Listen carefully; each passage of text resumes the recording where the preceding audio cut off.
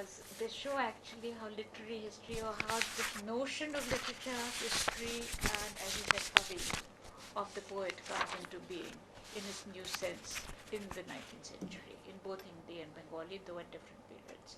So now the floor is open for discussion.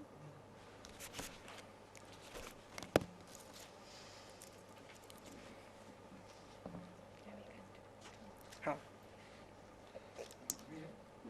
हाँ बोलिए.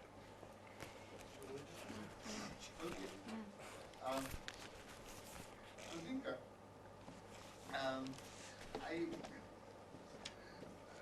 I didn't try and formulate what I'm trying to say. You said something about the modernity happening simultaneously, you know, so 1850 and, you know, Videsya and this. And I'm just, you know, and it's obviously an interesting fact, but I'm kind of curious about what to make of this simultaneity, and I think it connects up with what Kumkum was talking about earlier, yesterday, which is this sort of, you know, does the simultaneity of the phenomenon of modernity, what does it do with the plurality of experiences? And, you know, is it that the simultaneity of modernity in some sense brackets out the impacts, plural, of colonialism? Because we've been, over the last two days, we've been talking about the way in which colonialism has different impacts, and colonial modernity emerges as a kind of special set of phenomena. So, you know, so basically this seems to me that this account of the simultaneous modernities needs to be pluralized at several different levels to account for the variety that we are dealing with. I have one question to both. Can I? Yes, of course. Okay.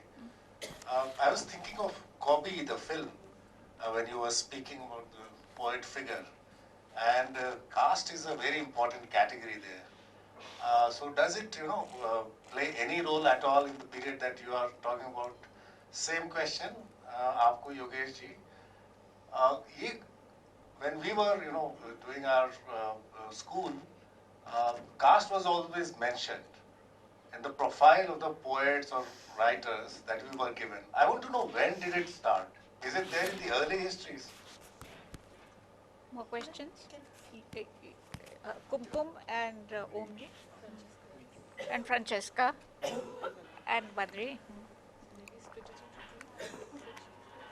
We have time. जी हाँ, ये जो ग्रेडसन वगैरह और डार्सा और डिटैसी जमा कर रहे हैं information. I mean, I'm wondering if this is a form of possessive collectivism, you know, into which ideas of the world were also to play in, or had already begun to play in, you know. And in this idea of possession and collection, and what is left out, बहुत कुछ छूट गया. So, what are the, you know, what is being collected? Is it only that which is intelligible, you know, or is there already a political cognitive map according to which these exclusions happen? So I'm interested in thinking about this, you know, in general. And though this is an aside to Alok, no, actually I don't think I was collecting modernities. I was talking of a process of becoming modern, in which there might be commonalities of class and gender in that process, which were happening independently. Yes. Microphone ले लीजिए sir. Omji, could you speak in English so that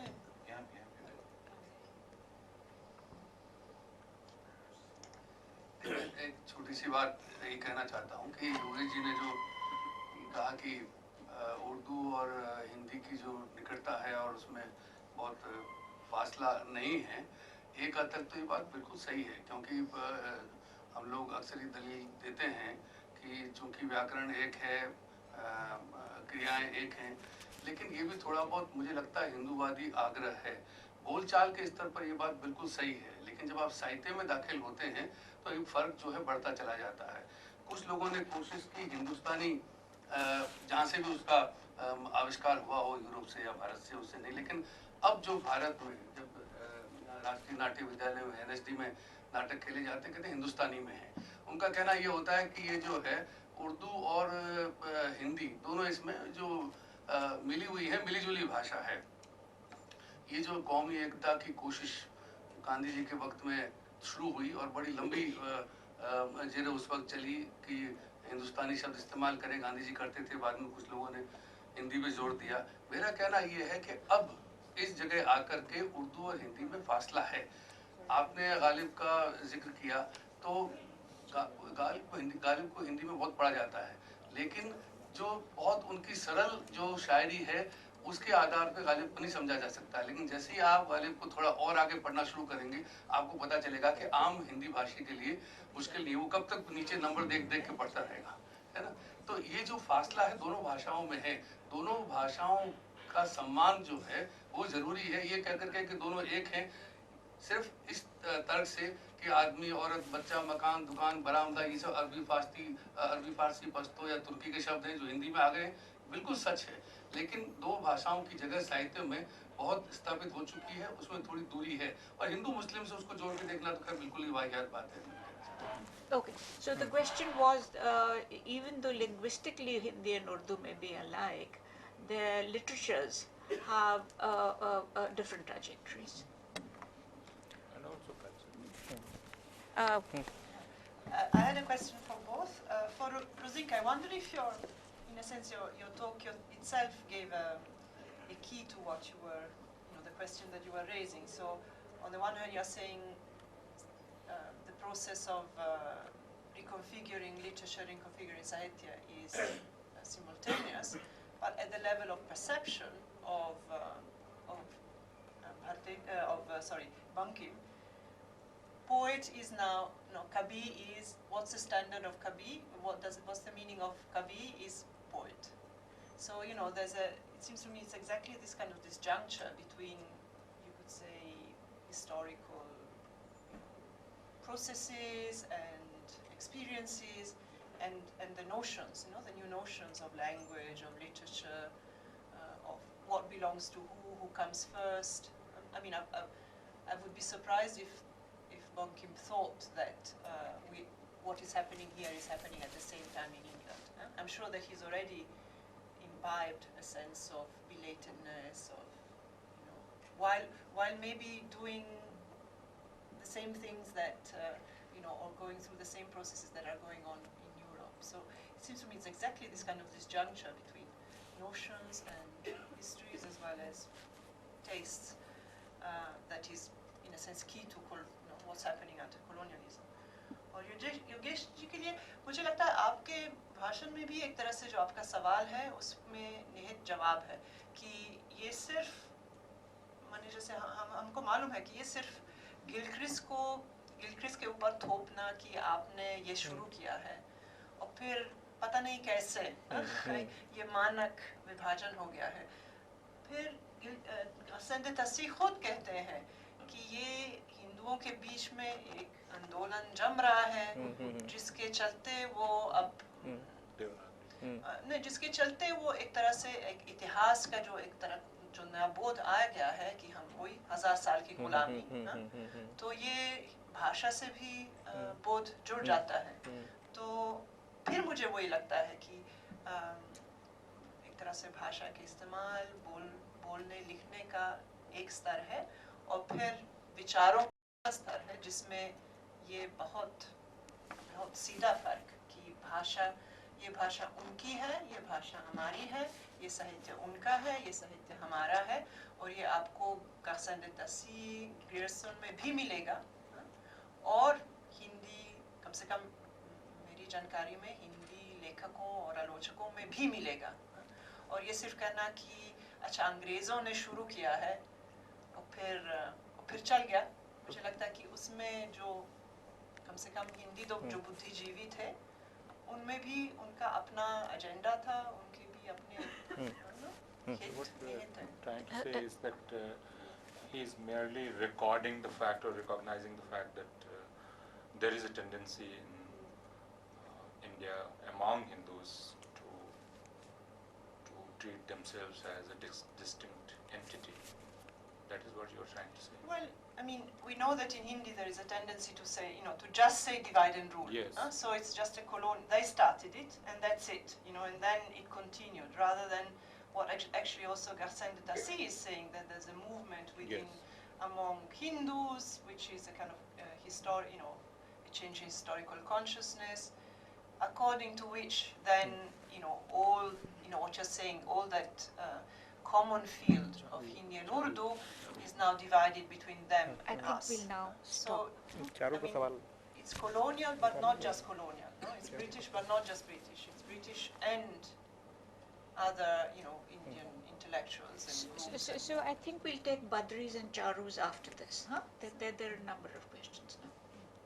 So, if I can, before going to Alok's question, sort of quickly, in fact, just say how interesting it is that actually what you're saying with regard to the paper on Hindi, Anudha, what you're saying with regard to that is actually also can be applied with regard to what I was speaking of, exactly that Nijosho and Porosho. Niji, what is your own and what is others, except in the Bengali literary sphere, they're thinking of foreign and so Western inheritance and Bengali language. And over here, so the internal dynamics actually also is working. I think that's the larger point you're making. Anyway, I'll try and sort of answer your questions. I suspect there's no brief answer, really. So you basically started by asking me to say a little more about what I mean exactly when I'm speaking of modernity happening simultaneously, or in that in that vein. I won't go into the plurality of experiences and the collecting. I wasn't here for Kumkum's talk yesterday, so I will not be able to. But the basic point to make, I think, and this is something I've also written about, is more importantly than modernity happening simultaneously, which is easily sort of established, whichever period you want to establish it. My point is also to do with readings of how literature is impacted by modernity stroke colonialism. The dominant response that we have had in India, for instance, Shishir Kumar Das's 2 big volumes from the Sahitya Academy. The second volume is titled 1800 to 1914, Western Impact, Indian Response. This is the way in which we have read this entire thing, on the one hand. So that is our. On the other hand, Western commentators, I'll use again sort of, if I can paraphrase something that art critic Holland Cotter said in the New York Times a few years ago, reviewing a show of art by Nandulal Bose in Philadelphia. Nandulal Bose is this famous Bengali modernist artist from the early sort of turn of century, late 19th and early 20th centuries. He's discovering it for the first time. And he says he and I think he's addressing his readers in the New York Times as well, was not aware of India's multiple modernities. He was not aware of an artist like Nandulal Bose, and he makes the suggestion there that until that we must realize that modernity is not something that was handed out like care packages to the rest of the world from the West, and that it happened in places under intense pressure, whatever that pressure might be.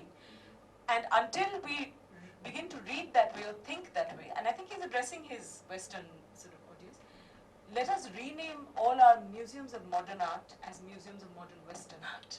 I thought that was a great sort of, I actually used it in my own, in the place where I sort of read. So really, so modernity happening simultaneously is not so important as how modernity has traditionally been read. Parthu Mitter in Triumph of Modernism also makes this point, that he talks about art, and he talks about how in the context of modern Indian art, Tagore's bringing of the Bauhaus exhibition to Calcutta in 1922 can be spoken of as a moment when modern art came to the Indian scene in that sense. So without going into datings of that, his point, really larger point, is that when Govinendranath Tagore does a cubist painting, he's imitative or derivative. And this, of course, is a much larger point. But when Picasso takes from the African masks, it's simply the creativity of Pound taking from the Chinese. So anyway, that's the larger context. within which I'm sort of trying to establish this point.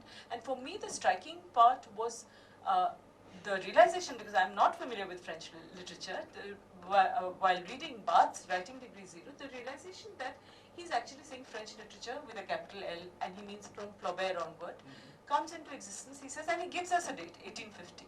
And there I was sitting with my 19th century Bengali poets, and I thought, they're also exactly, this is happening, the same changes are happening around 1850. So all of these thoughts, actually, I've written about it, and that's what was actually pressing down when I was trying to make these points over here.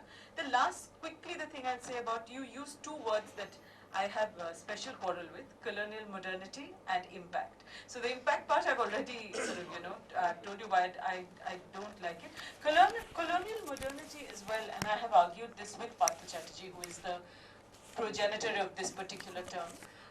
And in conversation, though I don't think in his book, he has conceded that while you can use what he calls colonial modernity for the spheres of politics or even social, incidences, to speak about colonial modernity in the way he has in his book, where he comes up with this Black Hole of Empire, it is not possible to do it in the arts. It is really not possible to say that English education was instituted. All the writers that came after sort of, Bankim Chandra or around that time were the colonial modern. That's something that is very difficult to say with regard to writers and the cultural sphere, was the larger point I was making there. But we can talk about this later. It's not. In response to Ravikant's thing, so briefly, I'm afraid I haven't seen this film. Kavi? Is it a film called Kubi? Kobi. Okay, it's a Bengali film? Bengali, yes. Okay, I have no knowledge of this. I will look it up now. There's a conflict between a Brahmin, Right. society, dominant society, Right. and a lower caste. Right. And is it set in the 19th century? Emerging. No, Set, yeah. I think, I don't know. So the few brief things so to two or three things I'll say is that I'm at the moment, for instance, researching the 1830s and 40s, young Bengal and all of that. The interesting thing, or even the Kobials that Ishar Gupta is talking about, the Kobil Lorai that used to happen. These Kobials, the people who performed and wrote these songs, who were known as Kavis actually in the early 19th century, were a mix of castes. Very interesting. There were Kobials called Bhola Moira, who is a confectioner by caste. You have a barber by caste. And these are mentioned. And commentators on this period have also mentioned the astonishing mix of castes that is happening up till 1850 in Bengal at this time. Not just in singing, songwriting or poetry, so to speak, in these spheres, but also in commerce. There's in Uttam Pacham Naksha, Kali Prashna Singh talks about how Telis and whatever he'll mention, other castes are coming up, they're becoming Rajas, they're being made Rai Bahadurs. How it's complete chaos because of British, because of colonial Calcutta basically. So there is this awareness of a complete mix. But of course, as the century develops, I will also put it to you that the Bengali Bhadralok basically does not see caste. They don't see caste because they're so sort of blind to the whole, caste issue. So that's the other point also to, of course, keep in mind all of this. I'll stop. Thank you. Ravikant साहब, ये मतलब थोड़ा सा इसमें देखना होगा मुझे, लेकिन जहाँ तक मुझे अभी अंदाज लग रहा है कि जाति का सबसे ज़्यादा जिक्र रामचंद्र शुक्ल से शुरू हुआ है. शिव सिंह सरोज में या ग्रेरसन में, कारसा तासी में जाति उतना शुक्ल जी बहुत ज़्यादा करते हैं जिक्र, हर कवियों का करते हैं. तो शुक्ल जी से मैं इसको मान सकता हूँ. एक ये है.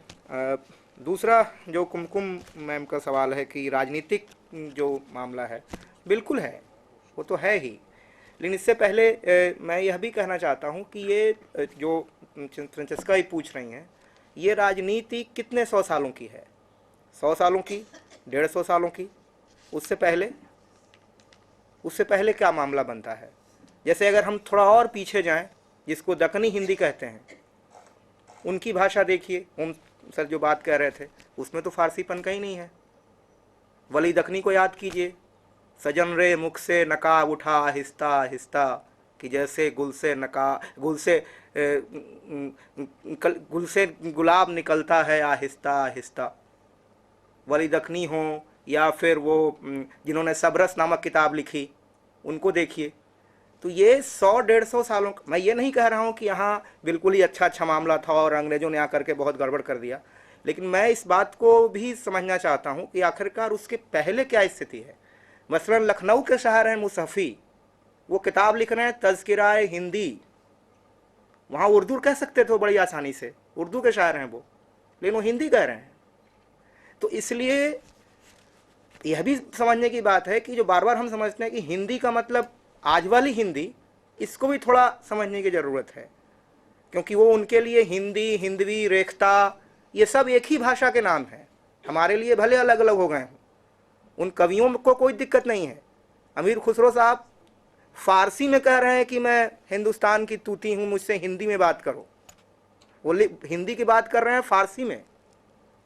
तो ये जो राजनीति है, ये मुझे लगता है कि 100-150 साल की राजनीति, इससे पहले का जो एक सामान्य साहित्यिक जो क्षेत्र है, उसको भी थोड़ा देखना चाहिए।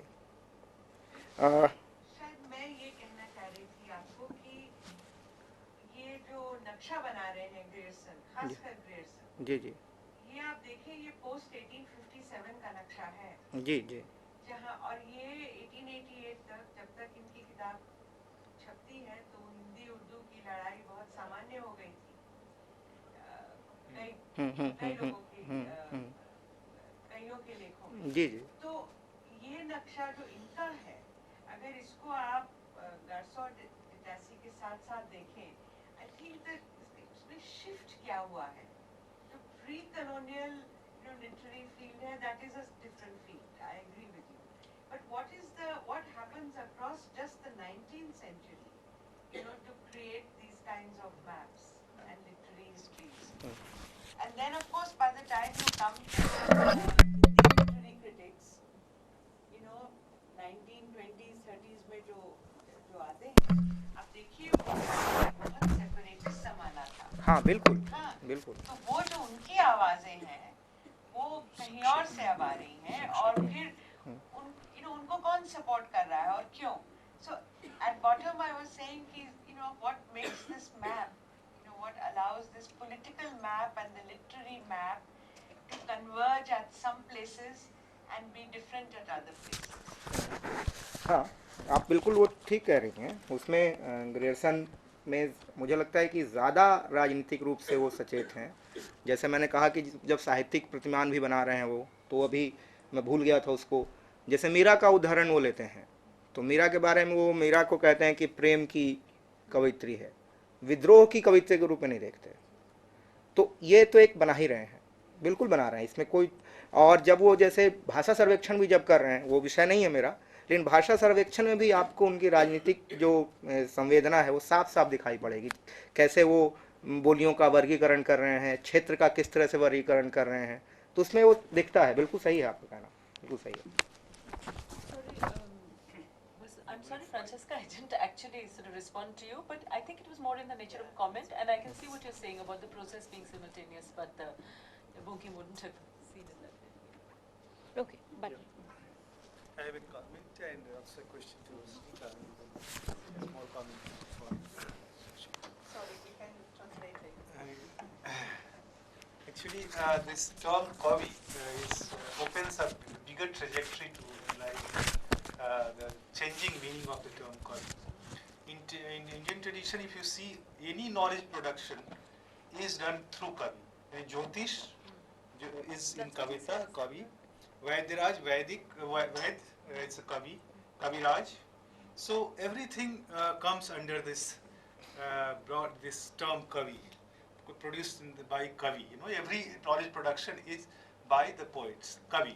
But that Kavi use only form to tell the knowledge. But there are poets, those who are doing the poetry things, like folk poets. They never mention their names in the folk songs. They never claim that they are poets. But the Kaviraj always claim the property right that this is. So that is the difference between Kavi, those who are involved in the Kavita work, in writing folk songs or writing kirtan or writing. They were not mentioning their name before colonial this modernity. But what we find that around 1850 or 19th century, 1912 and all, they started writing their names in the compositions. Like Bhikhari Thakur used his name in the composition. So that shift came in the oral also. Oral means there are also two kind of oral. One oral is represented by someone, and there are other orals where you can't find even the name even today. They're still writing in the same way. So name is not there. So being name or not being name has any meaning for understanding modernity or not? If has any meaning, then in which form? Second is second is about your presentation. I think maybe sometimes the answer of our queries about our history, maybe we can search from other history of others. Like if you go in Suriname, and they are the people who migrated from here in 1850 or 1867, and they took a kind of cultural memory from there. They didn't use longer time this term Hindi. They before coming of Arya Samaj, when Arya Samaj entered there, they started using Hindi. They used to call Hindustani. The Hindustani means not language, Hindustani identity. There are two kind of people there, two Indians. One is Indian, other is Hindustani.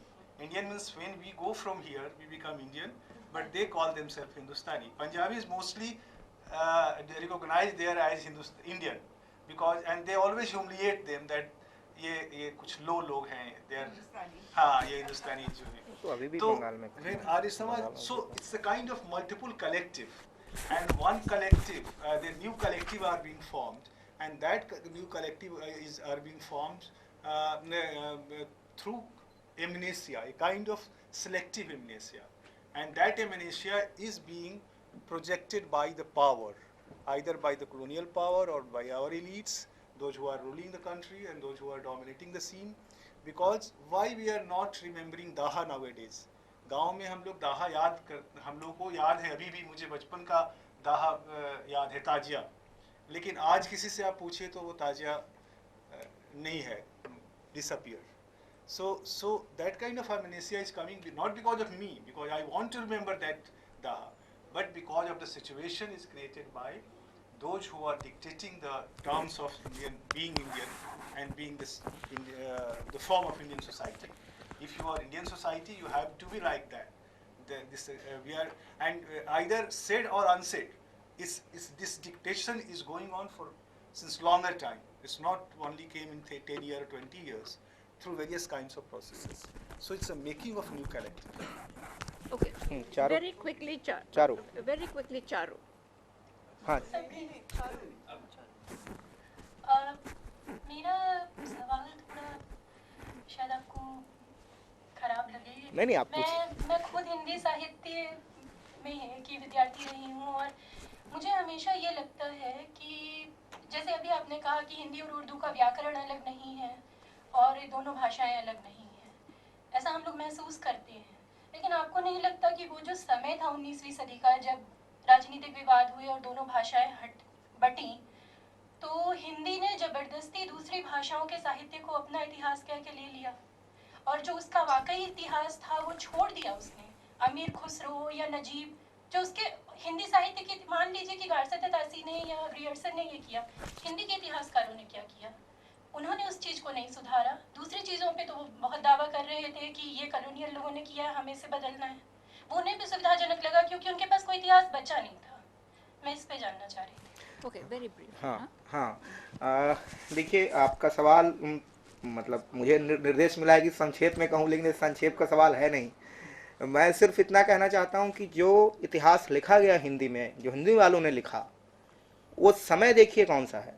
वो समय वैसा समय है जिसमें हिंदी में हिंदूपन बहुत गहरे बैठ चुका था, जिसकी बात मैंने महाविश्व द्विवेदी के हवाले से की. आप अगर द्विवेदी युग की भाषा देखिए और उससे पहले भारतेंदु युग की भाषा देखिए, भारतेंदु युग की भाषा उस तरह से संस्कृत नहीं है जैसी द्विवेदी युग की भाषा है. भाषा में नहीं Sorry, नहीं, sorry. नहीं, We have to stop, तो- Charu, afterwards. Huh? In तो- the bigger discussion, we can bring up these questions. Okay. Rosika wants to say something very briefly. No, to I'm, Badri. I'm not going to, actually, I don't need to say anything. I think Badri Naran was actually just, it was more in the nature of a comment. But yeah, absolutely, your analysis of the term Kavi, that's exactly what Govind Chatterjee is saying actually. That's what I quoted from him, where he's saying that in the past, in our Shastras, the Kavi is anybody who writes, whether he's writing of medicine or of astronomy. What you were saying actually, that's what I quoted from that information. And then he's tracing the different forms in which that term was used in the early part of the 19th century and then what it means now, where it's completely different. So yeah, those comments are already there in the text. But Thank my you, query is thank about you, name, thank you. use of About the use of names, yeah.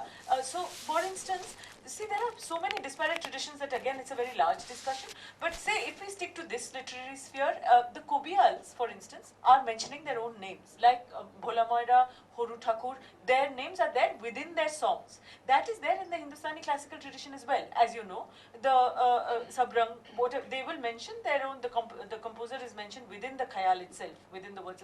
So, which tradition is coming from where is difficult to say. I don't know whether the these folk, not folk but urban folk, I would say, poets, the Kobials who are performing in Calcutta, why they are mentioning their own names in their songs, I don't know. Whether maybe it may be the influence of the Hindustani tradition. I'm not sure about that. But there are names in the early 19th century in this modern urban poetry that I'm primarily concerned with because I'm dealing with this modern period. The names are there, certainly. But on the other hand, when the Potua, who paints and sings the narrative of the Ramayana as he shows you the paintings, they unscroll the paintings and they sing, they tell you, there are no names mentioned there, even now. So, it's a large field and there are very variegated sort of... Thank you very much, all of you. You see, these discussions can go on forever because these are very large questions. We'll take them up again. This last hour. Yes, exactly. Thank you. Thank you.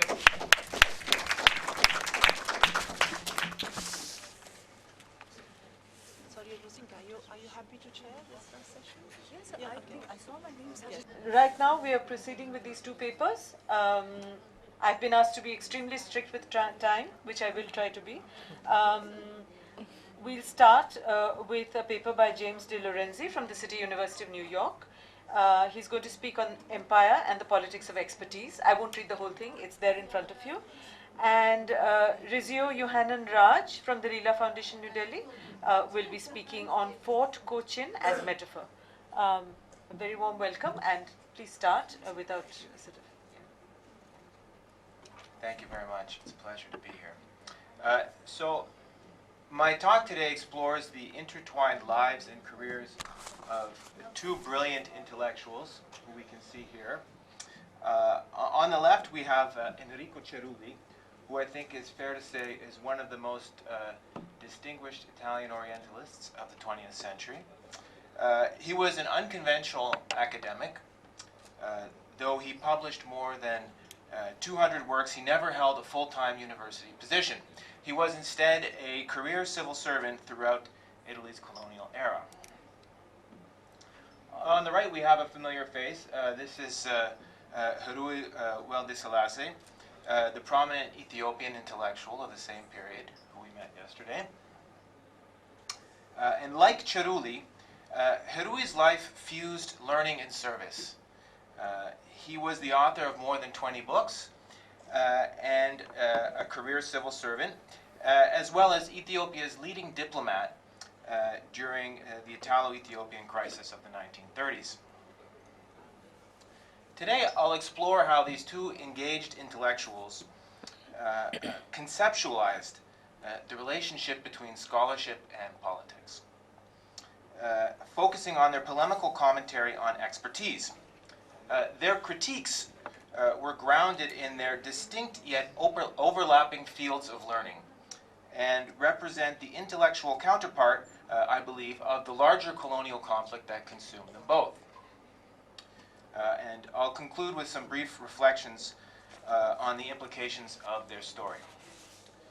So let's start with Harui. Professor Shifarao gave us an outstanding introduction, so I'll simply note that the travelogues we heard about yesterday represent or emerged from his long career in government. He served as Emperor Menelik's secretary, the mayor of Addis Ababa, and the advisor of Emperor Haile Selassie.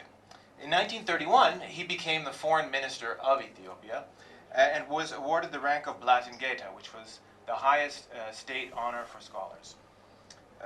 And this was, I think, a just recognition of his substantial literary achievements. His greatest passion was historiography. He wrote dynastic histories, church histories, travelogues, often by synthesizing and integrating vernacular and Western scholarship.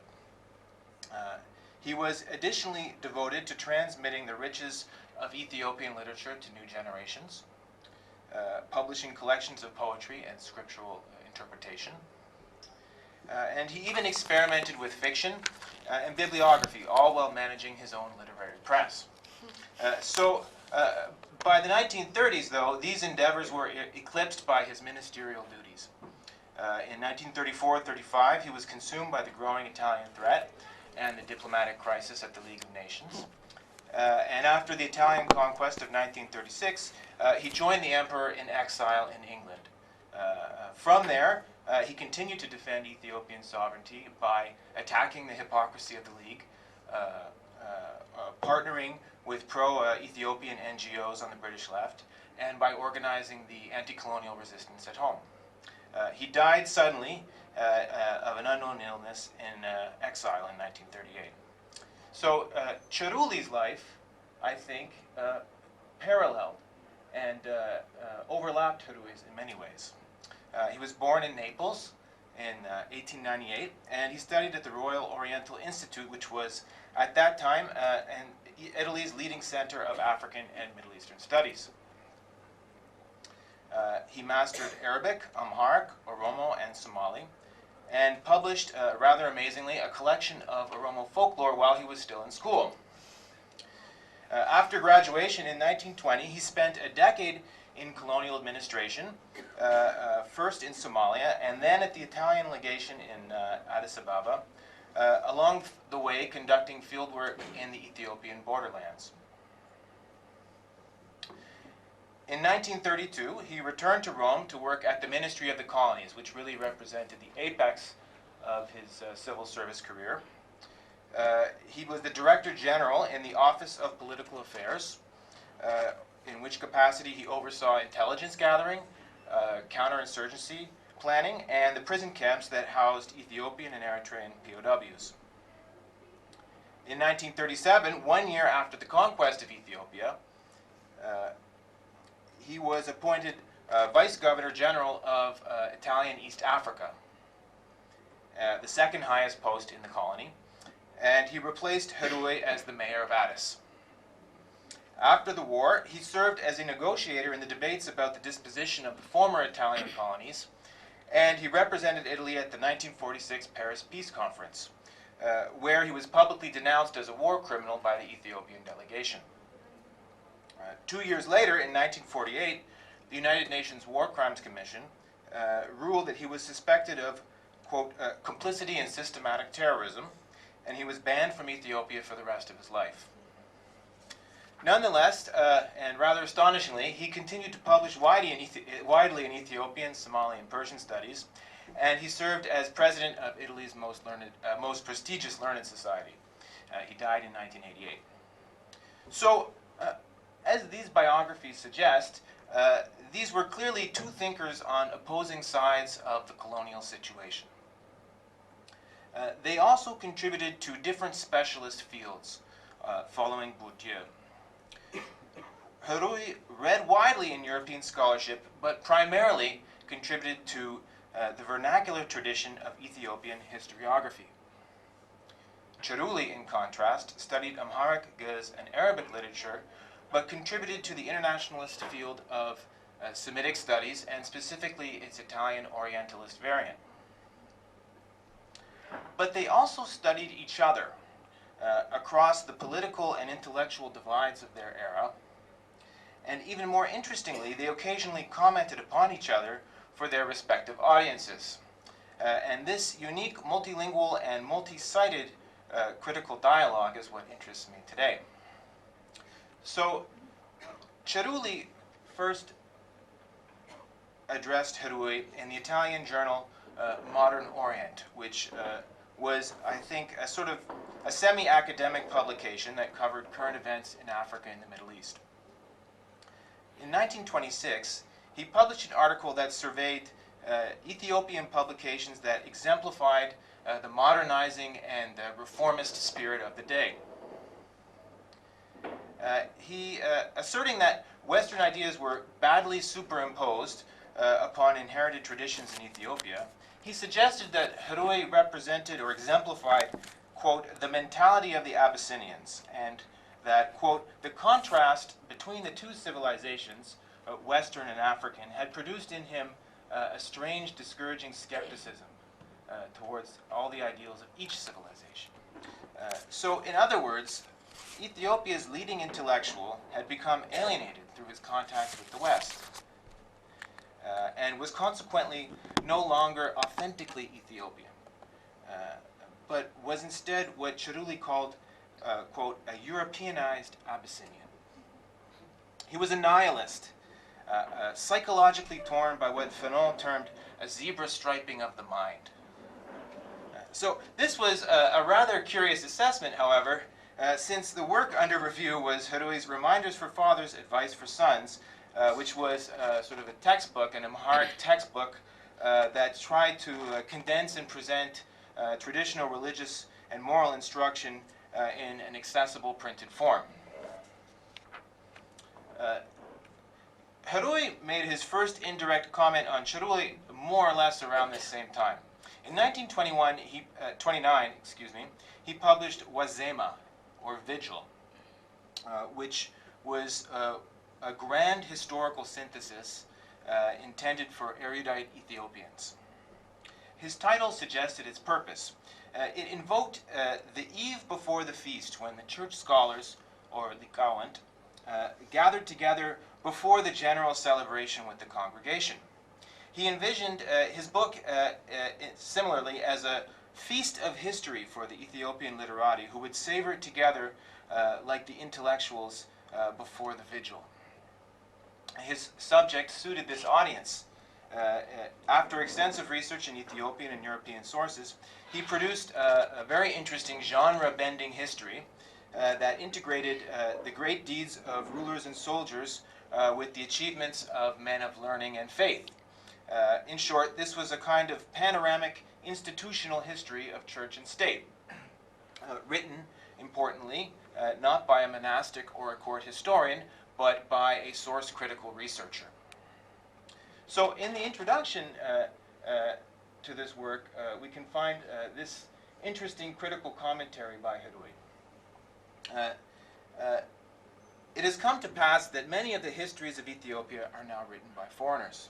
Some of these men do not question the learned scholars, but instead question every farmer and trader they meet. Everything they hear, they write as if it were true. And thus, the learned scholars of Ethiopia must now read these falsified books of history. And even if they do not accept them as true, the people of other countries accept them as the true history of Ethiopia.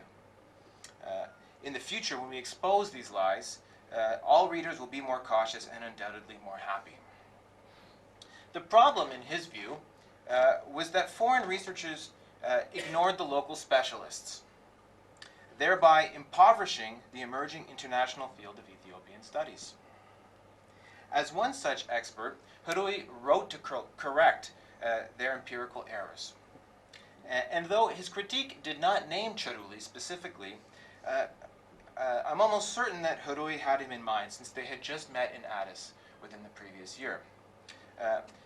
In addition, Cerulli's publications in this period very closely focused on folklore and orature, which were topics that Ethiopian savants like Herui sometimes viewed with disdain. Target or not, Cerulli quickly responded to this methodological critique in his own review of Wazema, published in Modern Orient in 1932. He briefly summarized Herui's work and then turned to the critical introductory note. He commented on Herui's correct and level-headed diagnosis of foreign scholarship, but then critiqued his prescription for this particular historical malady.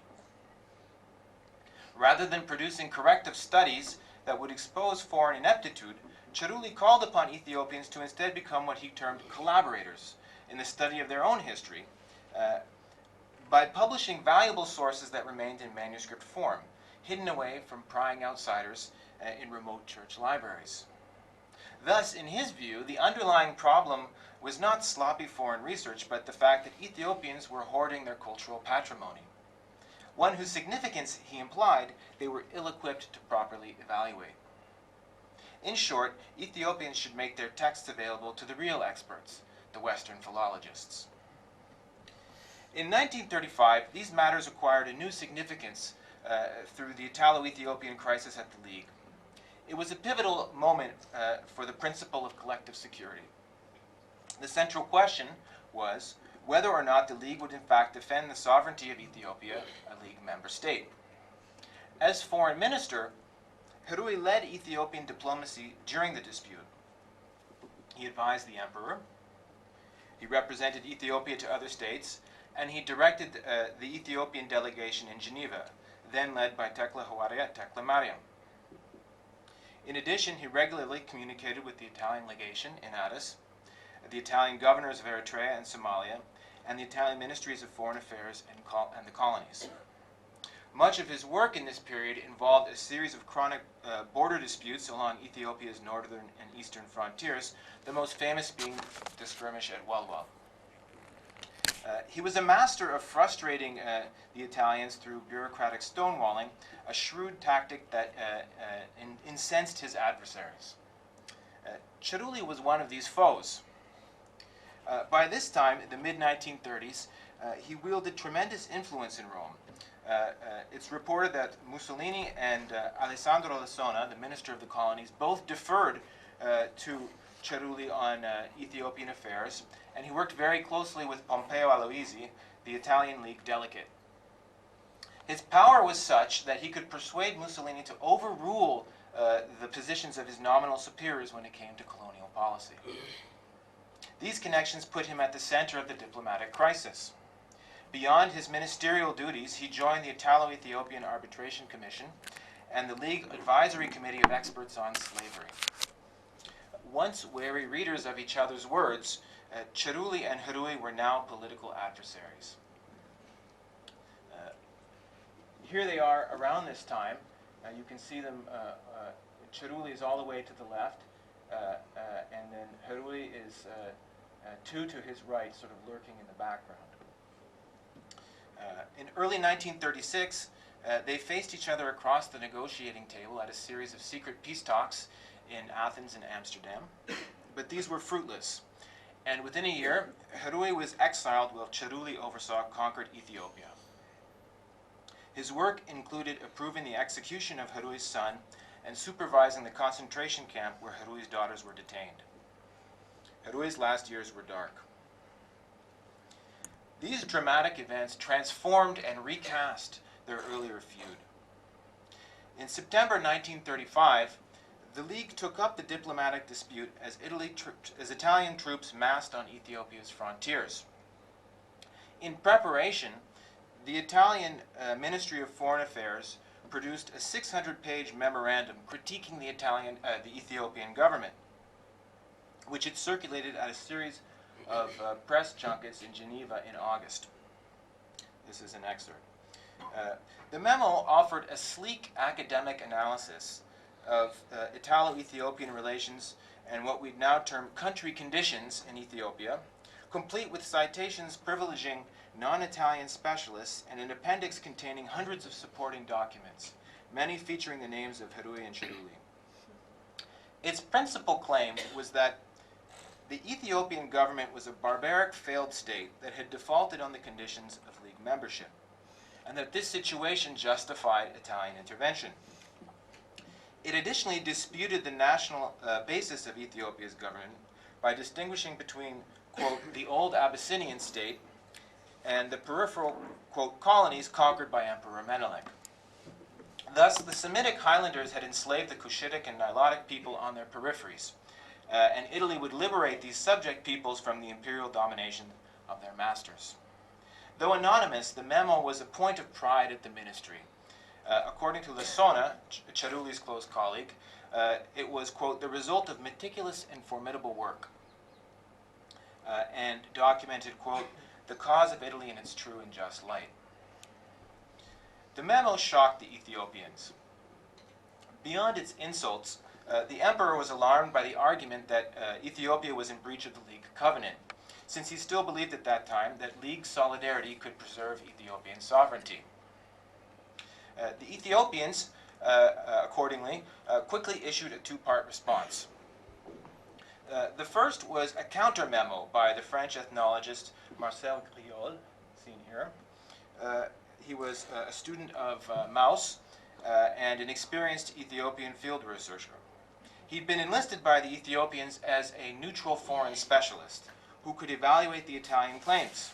Tekle Houariat emphasized what he called his scientific impartiality, and later described Griol as a key purveyor of counter-propaganda. Though through extensive rebuttals, quotations, and citations, he eviscerated the Italian arguments, rejecting the distinction between conqueror and conquered, and noting that African peoples had a better claim to rule their neighbors than a European power. He also attacked the memo's pseudo-academic trappings, noting that Italy has an Oriental Institute at Naples which trains each year a large number of distinguished students interested in Ethiopian affairs.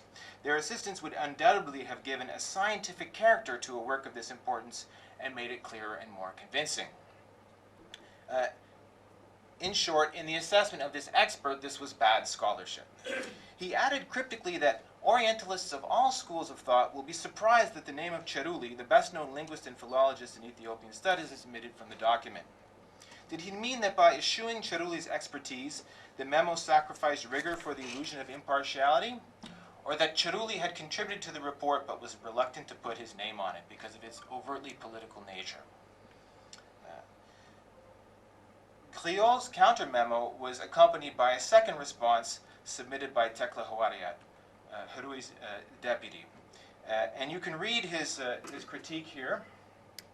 The crux of it is that, in his view, the foreigners were once again doing dangerous and sloppy research, precisely as Hirui had argued several years earlier in Wazema. So, in my view, this is evidence that the minister had a hand in this reply. So, while this war of experts raged in public, Ciaruli worked behind the scenes to strengthen the Italian case. He met with the League Secretary General, Avenol, the day after the submission of the memos, and tried to persuade him to accept the claim that there was this fundamental distinction between core and periphery in Ethiopia. So this struggle led to, in Geneva, led to one last salvo at Ciaruli from Addis Ababa. And this appeared 6 weeks after the League debate, amidst the first days of the Italian invasion, in an article in the Italian newspaper, the Amharic newspaper, Burhan al-Salam. And again, it pointed to the dangers of politically motivated foreign scholarship. It threatened freedom as well as truth, and this was precisely what the battle of the memos of the League had established. Hirui was almost certainly the author or co-author of this article. He was still in Addis, he was a contributor to the paper, and he was by now all too familiar with Ciaruli and his work. Most importantly, the rhetoric of falsehood in this article paralleled his past comments on the topic. So though he died 3 years after this article appeared, there was a post-colonial coda to this story. It appears in Ciaruli's 1956 History of Ethiopian Literature, a major study of Ge'ez and Amharic literary genres since antiquity, with a final chapter surveying the new styles of fiction in the modern era. It concludes with a rather obscure, jargon-laden comparison of Hirui and the other major intellectual figure of the period, Afwerk Ghebreyesus. And I think that it seems to me that he's damning Hirui with faint praise. Herui pioneered a host of new literary genres and played a critical role in the development of the modern Amharic language, to such an extent that he's called the father of Amharic literature. And yet, Chiruli's definitive assessment focuses on a tendentious interpretation of style. Now, one could argue that this was an idiosyncratic take on a complex writer.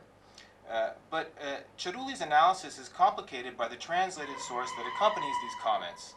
As an example of Herui's massive literary output, Chiruli selected a short historical passage that described the interference of Ethiopian monastic orders in the political life of the kingdom. Specifically, the passage describes the tendency of monks to use false prophets to obtain temporal power and influence rulers to serve their interests, in violation of their ascetic and spiritual ideals. So when juxtaposed with these critical comments about Herui's lack of brilliance, the insinuation is clear. Ethiopia's traditional scholars, the very experts that Herui had invited to his feast of history, and whose acumen he and his allies had defended at the League, were impostors. I'll conclude with two brief observations. Maybe I'll just make one final point, if I may.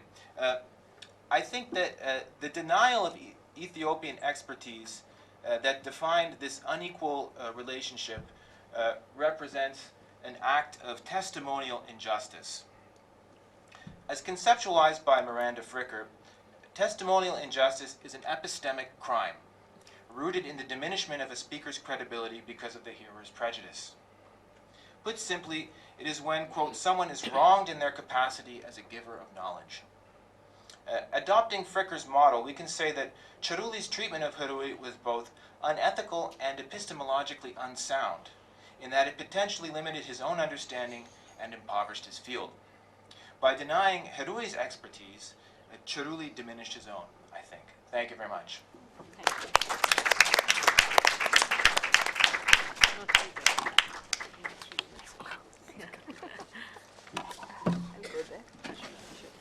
You can speak from here.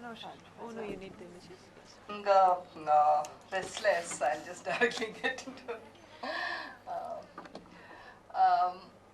My paper is on a small place in the southwestern coast of India, South Indian state, Kerala, called Fort Cochin, which is just a 1 square mile space.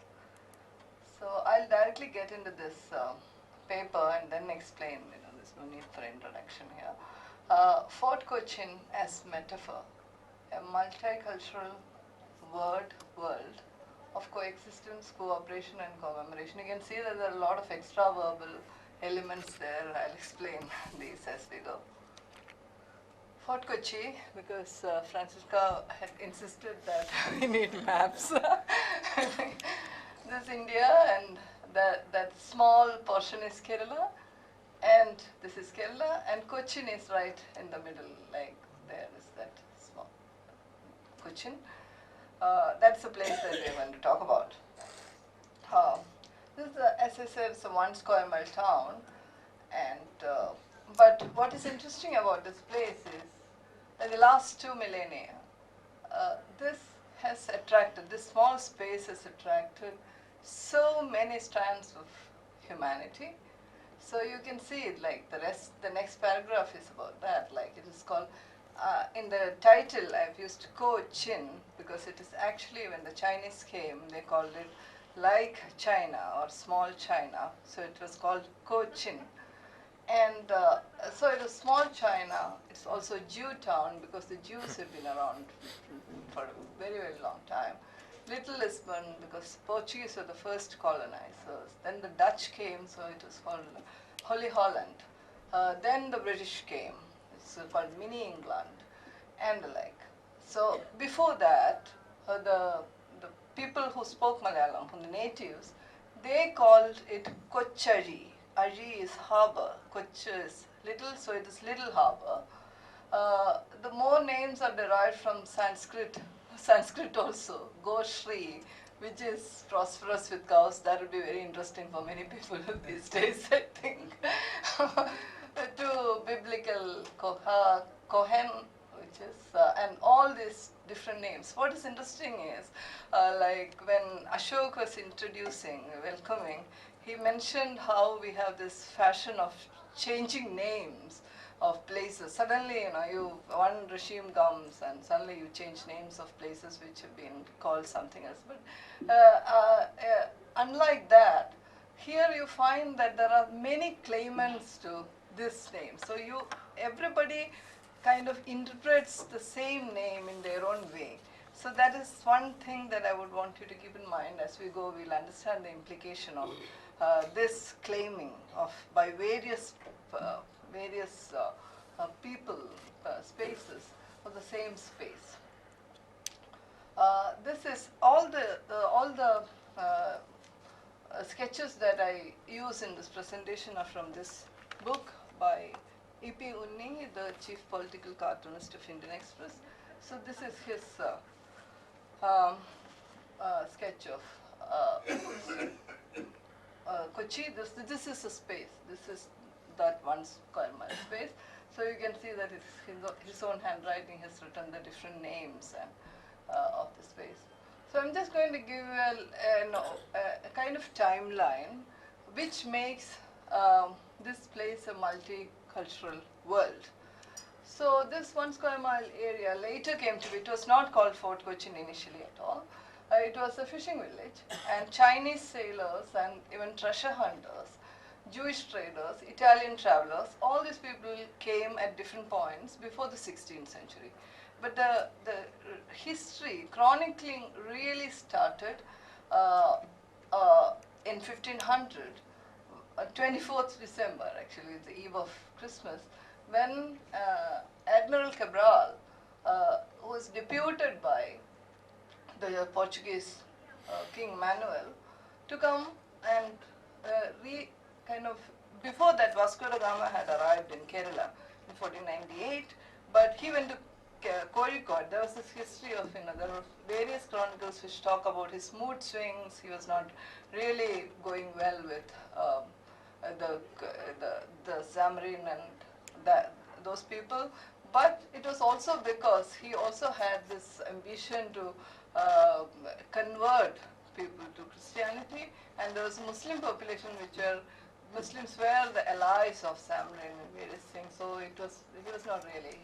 And Portuguese, when they heard the name Portuguese, there was this wariness about. So when Cabral first went to Kozhikode, Calicut, there was this resistance, and so he had to come to Kochi. And that's how he came to Kochi on the eve of Christmas in 1500. That's where that kind of a turn in history happens. And Raja of Kochi was very, very welcoming, because there were also these kind of tiffs between the small native kingdoms. Kochi and the Raja of Kochi and the Zamrin of Calicut were fighting all the time. So Raja of Kochi was really looking for an ally. And when the Portuguese came, he wanted to be overly friendly with them. And so as soon as Cabral came, he was allowed to build a fort. So this fort, the Fort Kochi story begins there. But that fort was not really a fort, actually. It was a kind of biodegradable fence. It was made of mud and coconut trunks, actually. This was mainly to create an enclosure for commercial purposes for the Portuguese in that area. And but in 1504, the Portuguese became more and more close with the Raja of Cochin, and they really helped with the coming of, and different fleets started coming into Kochi. So in 1504, Albuquerque came and helped the Raja of Kochi win the Battle of Kochi against the Zamrin of Calicut. So he became very happy. And I've put a question mark there because, we are not sure whether it was after the battle whether the permission to build this real fort was given, or even before that it was already given because they were friendly. The reason why the first fort was the mud fort was because the Raja of Cochin was very particular at that time when they came that tiles can be used only for temples, or not for other structures. So that, but then this completely changed in a matter of 4 years, 3 years, when a battle was won, and they allowed the Portuguese to build a larger fort, and that was called Fort Manuel, named after the King Manuel of Portugal.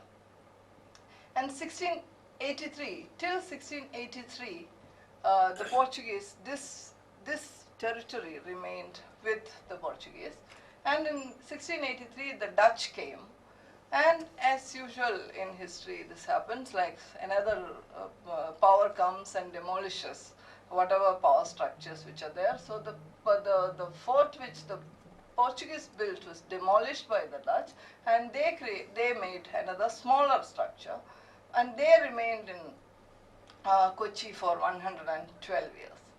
And in 1795, the British took control by defeating the Dutch, and in 1803, the Dutch fort was demolished by the British, but they did not build another fort.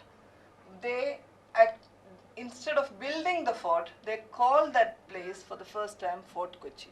So it was a fortless fort, So it is very interesting. We'll see the reasons, we'll get into the reasons of this. In 1947, the foreign control of Fort Kochi, and this is generally the timeline. So this is a question from Unni's book. Where is the fort in Fort Kochi? Because there is no fort at all. And so our understanding of traditional fort and fortification is just in that note, like from Indus Valley settlements, you had cities were fortified. The Greeks built Cyclopean stone walls. We know why forts were built, like purposes of surveillance, protection, these kind of things. But in Kochi, the first mud fort, which was not really a fort, was really built for commercial purpose. It was an enclosure for commercial purposes. So Fort Kochi, the idea of the fort itself in Fort Kochi from the very beginning is not really going with the traditional conventional idea of the fort. And when it came to the British, they actually demolished whatever fort was there, tangible structure was there, and they just demolished the structure and just called that place Fort Kochi without any indication of any fort there.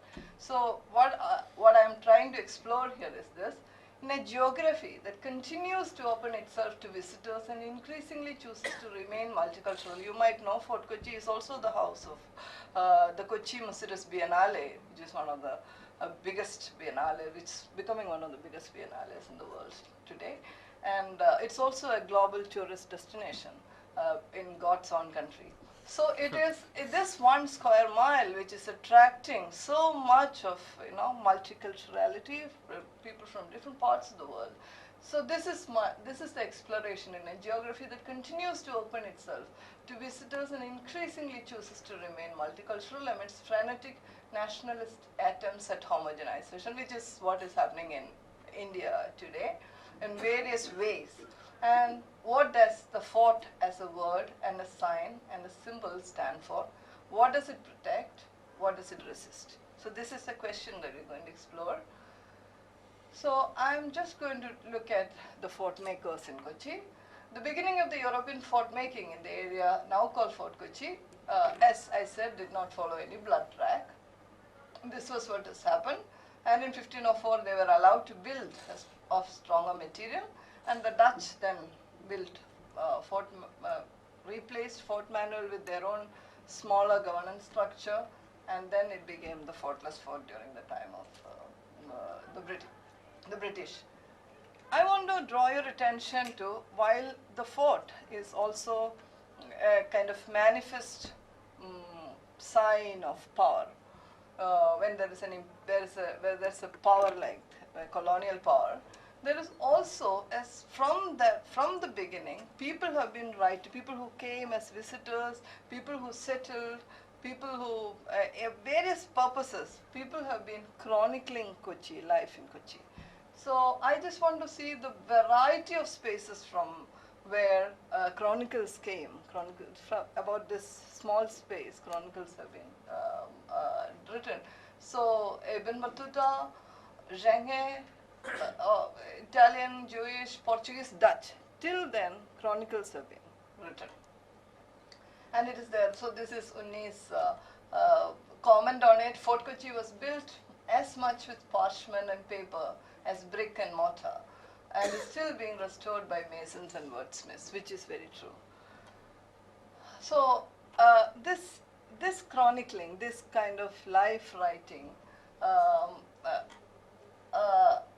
or word as life or experience, this kind of writing, the Chronicles of Kochi, changes, it shifts with the coming of the British, and British demolishing a structure and calling that place Fort Kochi. So there's also a shift in the way history is written from now on. When the British came to Kochi, they were already an empire. British came last to Kochi. It was almost towards the fag end of British time in India that they came to Kochi. And so they were already an empire. And they did not have to really build tangible signs of power everywhere. Like the Portuguese really wanted to territorially mark their space. The British did not have to do. They were already known as, the power. So they could just say this word. The word was power. The English word carried power. And the word was enough to serve the functions of a fort in a small town like Kochi. It was not really needed to build a fort. You could just say it was Fort Kochi and it would become our fort. So in 1803, they demolished the thing. So the word becomes fort, actually. Unlike the earlier chroniclers who faithfully recorded their experiences in Kochi, it's like life writing, as word as experience, word as life. From 1804 till the dawn of Indian independence, you see that there is a different kind of history making. In Kochi, power was writ, not fortified. The British use of language in the colonies involved construction and categorization of identities for specific purposes, which we know. It has happened in all over. So now we are coming to after the British times, after independence. There is another way in which word appears. Word as freedom or becoming. The multiple identities in post-independence Fort Kochi. So after the British left, the different identities they constructed, categorized, lost their specific purposes, roles and locations. And the multiple cultures whose seeds were buried deep in the soil of Fort Kochi now had a chance to sprout and celebrate their history simultaneously with that of others. Suddenly, all these chronicles were already there. It's not like they were destroyed; they remained. And once this power, this very hegemonic, very imposing power left, so all these things became equally important. Or they will, the place was teeming with different types of chronic space. So now, word was freedom. There was no one power which was big or small, so there's this kind of multicultural kind. It became a truly multicultural space at dawn of independence. So Kochi today, so it continues till today. So I'm just looking at what is Kochi today. Kochi today is a multicultural space where identity is appreciated because there is difference. And difference is perceived only because there is coexistence. And here different identities come to play and complement each other as they cooperate. Continuous cooperation leads to everyday commemoration of multiple traditions. The charged memories of multiple identities prevent the supremacy of any one identity over the others. This is what is happening in Kochi, which allows Kochi to be the home of the Biennale, becomes this kind of a global tourist destination, etc. So I'm just looking at multiplicity as becoming in contemporary Fort Kochi.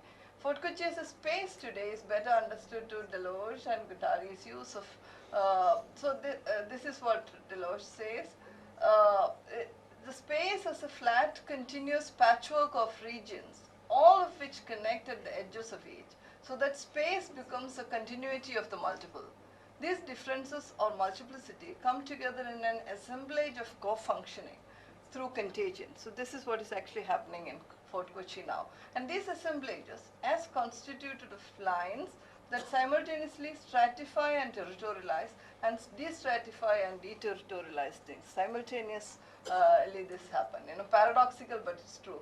It is a contagion between these assemblages that results in becoming, and becoming and multiplicity, in other words, become the same thing in Kochi. So it is, multiplicity is the same as becoming in Kochi.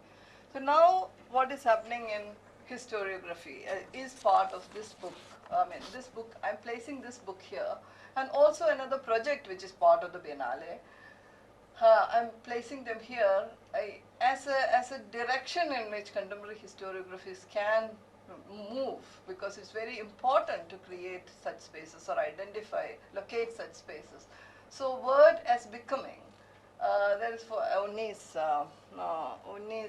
book, and the other cultural mapping project which is part of the Biennale is called Fort Kochi Mattancherry. So the whole place is mapped and all the traditions are unearthed, it's all simultaneously there. So now you see that there's this changing metaphor, word as experience, word as power, word as freedom. And now, after having gone through all this, like how, my inquiry is how word can be resistance, because it's very important this time. Now, I want, this picture is of a bakery called Elite Bakery in Fort Kochi. This is the Dutch bread, so, and the background is a Chinese net. So it's all present there, even now. So it's not like, history is gone and past, but it's present there. So I have 3 ideas which I'm kind of deriving from this. One is that of cooperation, from the time of Kings of Kochi and the European powers coming, or even before that, coexistence, which continued, coexistence of chronicles also. It's not only people, but chronicles also. And commemoration. And commemoration is not like, some odd event happening annually or thing. It's a daily commemoration like this. Like, the bread is sold every day in the local bakery. The Chinese net is every day there. This is the kind of daily commemoration, which is the only way to resist homogenization in our times. So that is how Fort Kochi becomes a contemporary metaphor of multicultural resistance. Fort Kochi, this is how it happens. I have explained already what this means. And I'm proposing a Fort Kochi paradigm, a translocality of variances. Fort Kochi today, as a great tourist destination and a home to the Arts Biennale, presents itself as a fort of people from various backgrounds who build into an assemblage to live and work and remember together.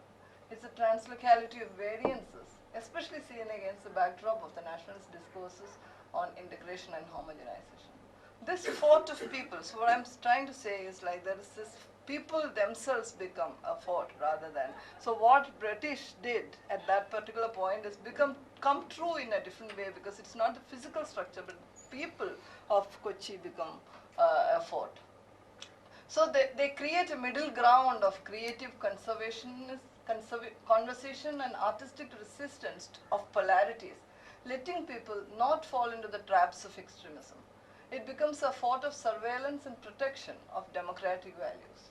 So this is a fortless fort that does not other and separate as a tangible fort does. It's also, as you protect, you are also excluding the tangible forts, but is strengthened by the inclusion of a variety of people who come to become its building blocks.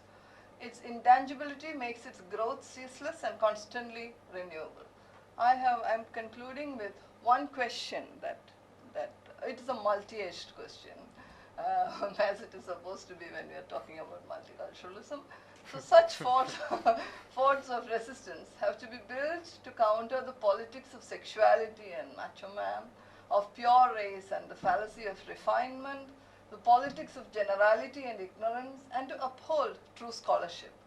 In this regard, the question is this, can education, because we are all academics here, help us develop an unpretentious historiographical methodology that appreciates the inherent translocality of the seeming local, engages with language as becoming, reveals a site's organic potential for resistance, builds a multiplicity of fortless forts that protect variances, connects singularities in a ceaseless middle ground conversation.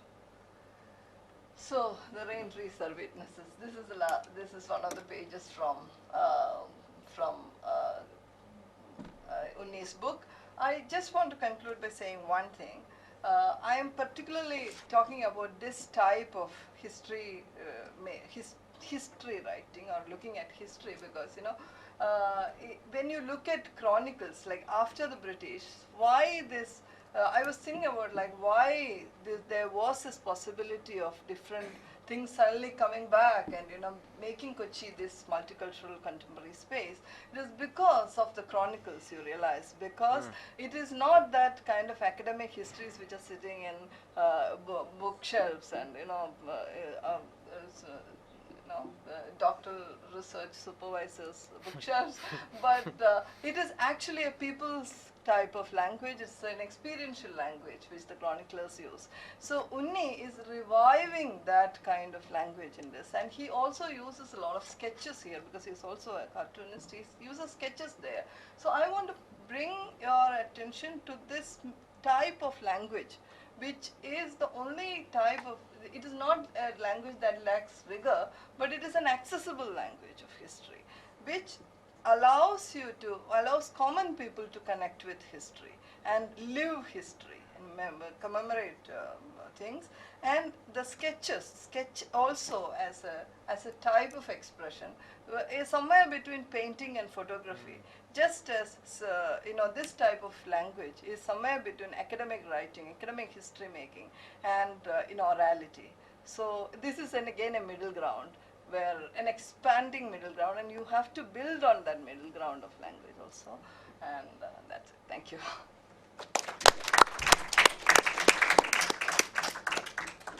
Yeah, sure. Thank you so much.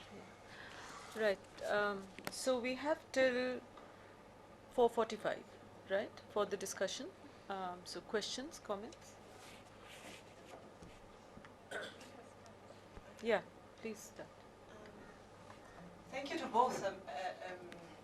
Really contrasting, but really interesting papers, both of them. I have a question for James, and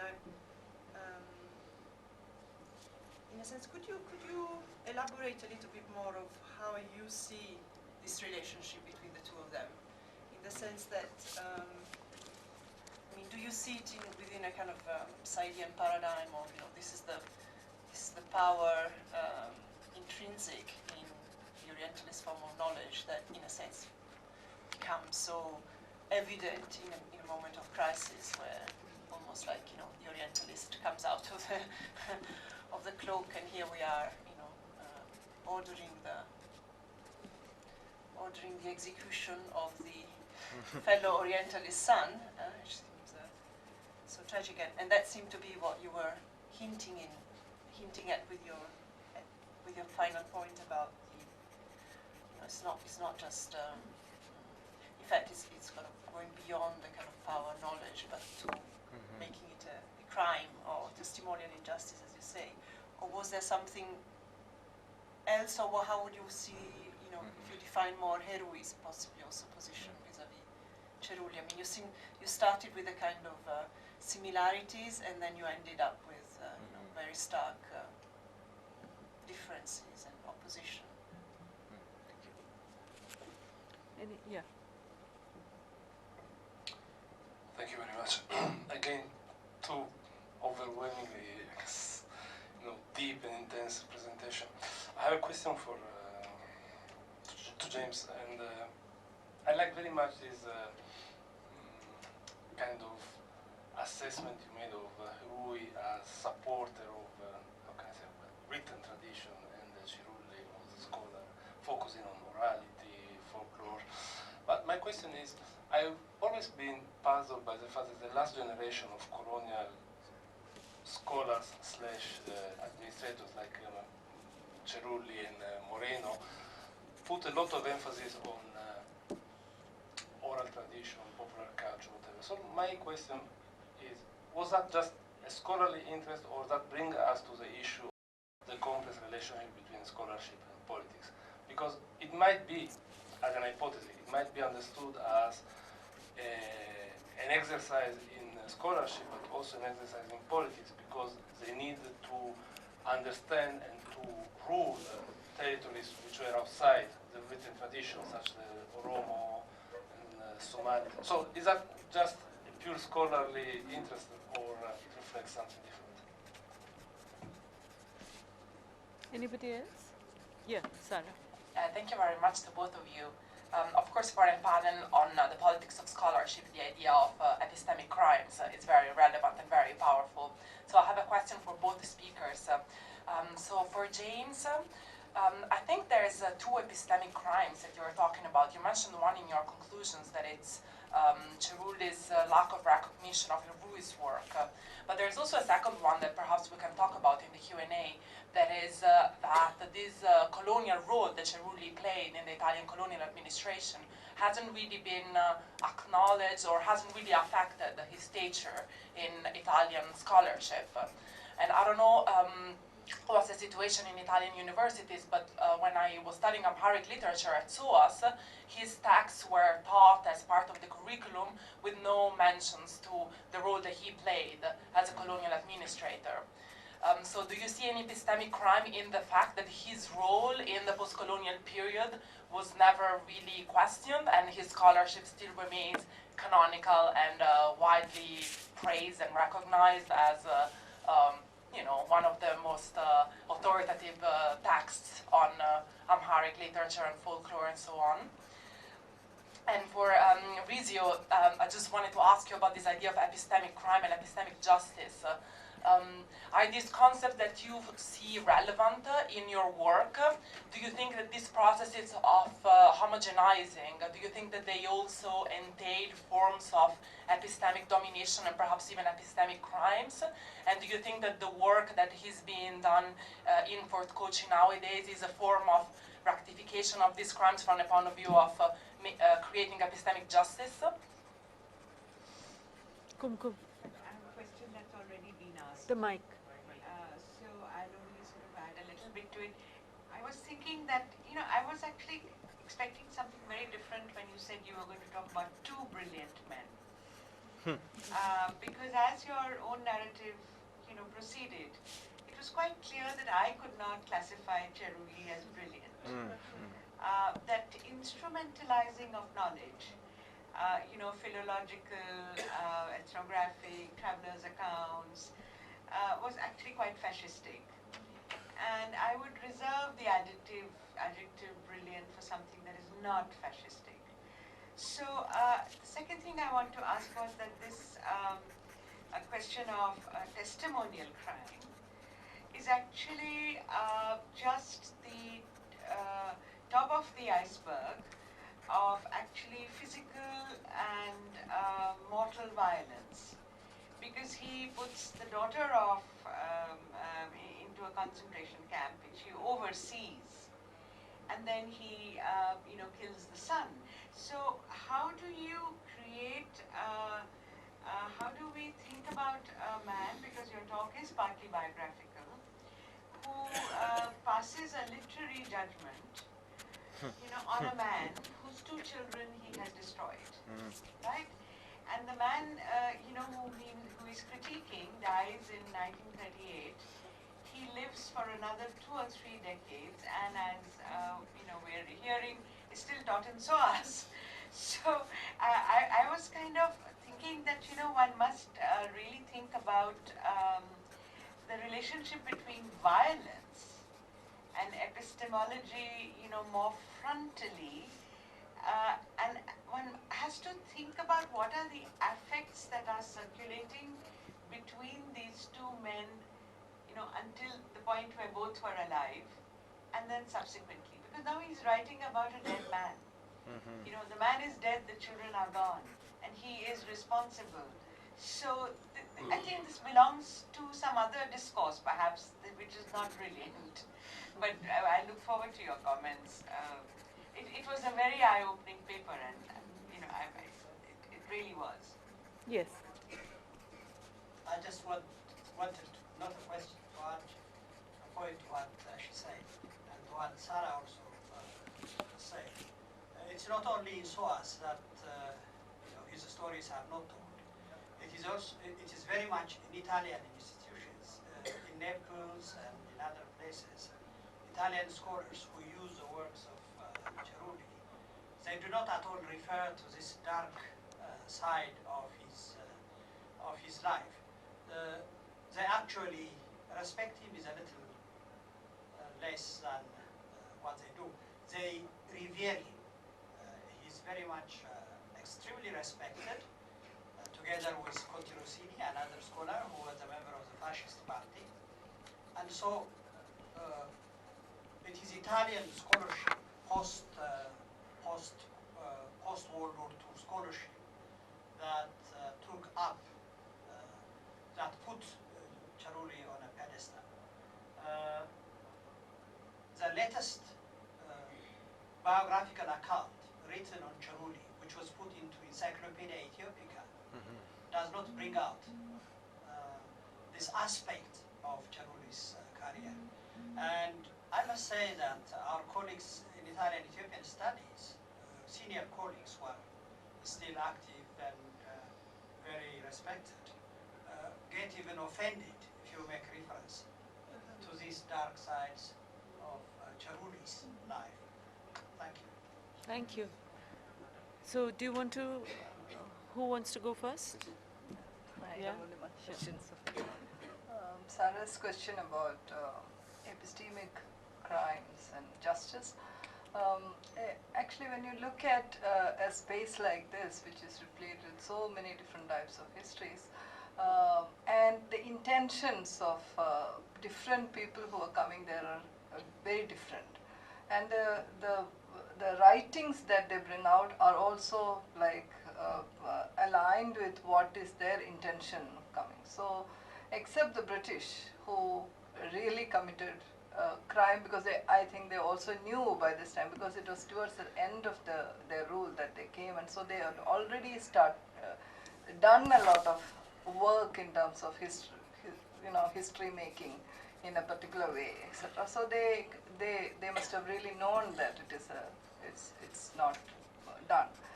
But in the other cases, some of these are perhaps unintentional and in the moment, like it's an immediate thing. But in retrospect, you might interpret it like this. And what is happening now in Kochi in terms of these kind of works and the project is an attempt to correct, of course. But I think it is also, there is also a political, it's not just an epistemological thing, it's a very overtly political thing, because from where this comes from is very important. Political space from where these responses come, this rectification come, that's very important to note. If I can just add something to, sorry, James, before you, I didn't ask the question because I didn't want to add, but what this reminded me of, Rizio, is Mario Miranda and Goa. And I was wondering whether you could just briefly sort of contrast the two, especially with regard to the presence of the BJP in the state of Goa. If that's an unfair question. No, I know it's not, but I think we can discuss that also. I think the power was that there at the back of your head? Yeah, but I know, of course. And also the connection is, the Portuguese connection is there, like, so Goa, I actually thought about Goa. It's not like from outside. This question is quite very much in place. I think the critical power of the cartoon is something which in our academic space we have really underestimated, sidelined, So I think there has to be, at least now, that you realize how powerful it can be, because there is this is a certain middle ground that somebody is consistently treading, which allows you to be there and critique, but at the same time, you won't really make the language so explicit that it is oblique. So it allows, that sketch allows you to be oblique and say what you want to say, but it is, because poetry can also do this, but poetry is a more kind of, you need more training to, I am not saying that you don't require training for this thing, but it is, the text image thing, combination, is something which you confront every day. poetic language is not something which ordinary people confront every day. So I think the power of cartoon or the comic is something which we have to acknowledge and has to be brought into, very, very systematically brought into the academia. Sure. Thank you. Sorry. No. Thank you for the very interesting questions. First on the relationship between these two intellectuals. Is it the ultimate Saidian case? And I have to confess that's what initially attracted me to this topic, because he seems like the ultimate scholar conqueror. I can't really think of anyone comparable. I guess the closest would be perhaps somebody like Lugard or Marjorie Perham, but it's really he's of a different order. But I have to say that I think it's not. It's there's been decades of critique of Said's model and elaboration of Said's model, and I would say that my sense of it is that Orientalist studies, for the most part, wherever you look, involves relationships that resemble in some way the relationship we heard about earlier today, Chope and Crook. And obviously they had a very different kind of personal dynamic rooted in some kind of respect or awareness or collaboration. But the larger point, I think, is that Cerulli and Heroui's research was overlapping. And Cerulli took openly and often covertly, like many scholars took, from the research and ideas of their Ethiopian colleagues. And just to give one example that I'm sure will be familiar to the specialists here, he wrote one of his most famous essays is this study of an Ethiopian monastery, Debra Libanos, and as I'm sure some of you know, he took Heroui's Wazema and used the framework that Heroui presented to organize his own analysis, to such an extent that he took the verse that Heroui found in the monastery outlining the succession of the heads of the monastery and used that for his chapter titles. But he didn't really acknowledge the work that went into obtaining this poem and developing a framework in Wazema to analyze it. So I think there's more overlapping than sort of sui generis Saidian creation. So why were they so interested in orality? That's a complicated question. I'm not sure I have a clear-cut answer. I mean, one way to think about it is that there were strategic implications of this, certainly. And in Cerulli's case, he was a specialist in the eastern borderlands, which was a region that he he wrote ethnographies and he did linguistic surveys and stuff in eastern Ethiopia, and then subsequently was involved in, all these sorts of arbitrations at the League about Walwal, and then subsequently actually overseeing counterinsurgency operations there. Sure. But I mean, there's this interesting model now.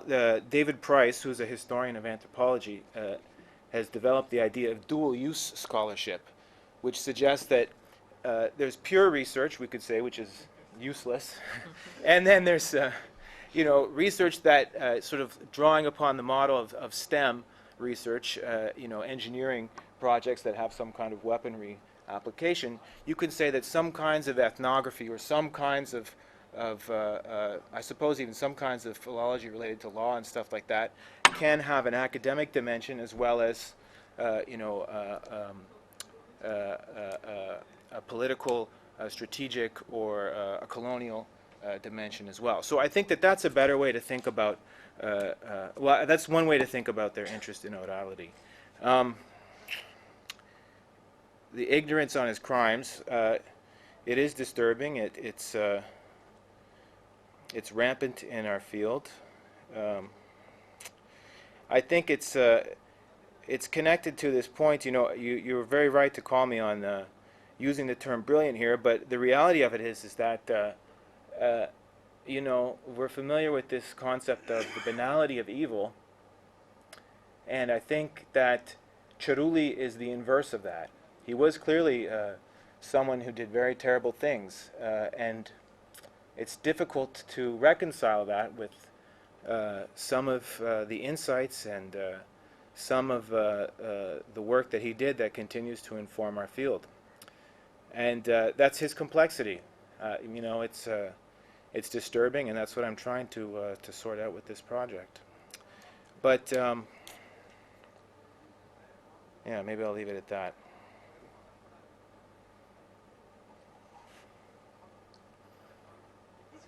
I suppose, you know, this is not the first time, right? And we have a number of figures. There's Rapin, for example. We have a number of,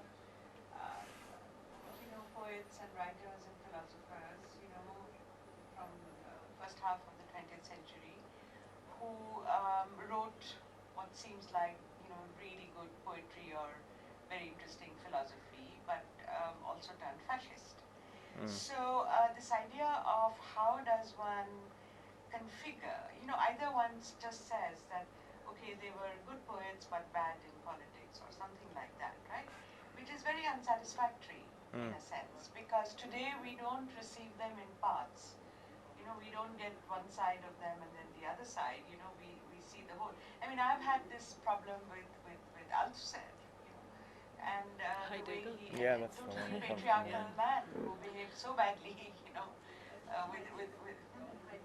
and Heidegger, of course. So this is not just Cerulli. I mean, the reason I address it is that we need a language which is perhaps more than a language of either bifurcation, good in one thing, bad in another thing, or complexity. You know, I think we need another language for this.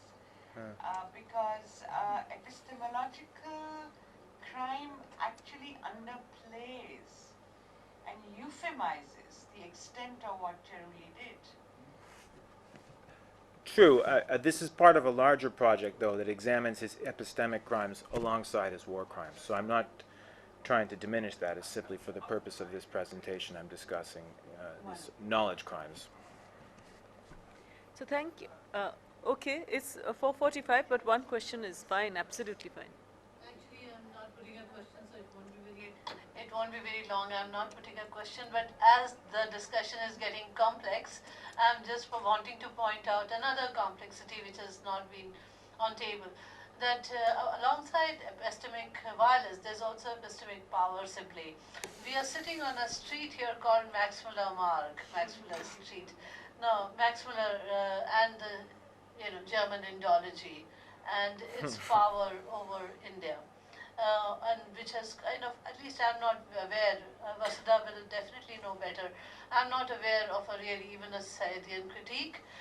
Its power of on ordinary people, about Germans being the scholars of India and knowing, it's widespread, I'm sure you know it variously. And that too, I don't have anything to contribute directly, but I'm saying that's a power, although many of these Indologists were in close association with British administration. Max Muller himself was a professor in Oxford, teaching Sanskrit to various budding civil servants, etc. So there is a power which goes beyond, I think, colonialisms. Maybe we can take it up in the panel, as I've just been reminded. So we'll break for tea now, yes, and come back at what time? 5:15. 5:15. I think maybe one way we could go about would be to pick up some of the threads of the topics that have. I mean, there was some left over, in fact, from the first panel, and then there's clearly a lot more also in the which actually links partly with the politics of scholarship of the last one. So I think it seems to me. We talked about orality in the contemporary, in this colonial world, both as not just as tradition, but also as a kind of presence or trace of language and form. We talked about mediators. Who are the mediators who bring the world of orality into world of print or world of radio or world of... and the mediations as well, whether it was the novels. We talked about exclusions, but I think we can probably talk even more about what and who gets excluded, particularly when ethno ideas of languages and sort of become gain ground.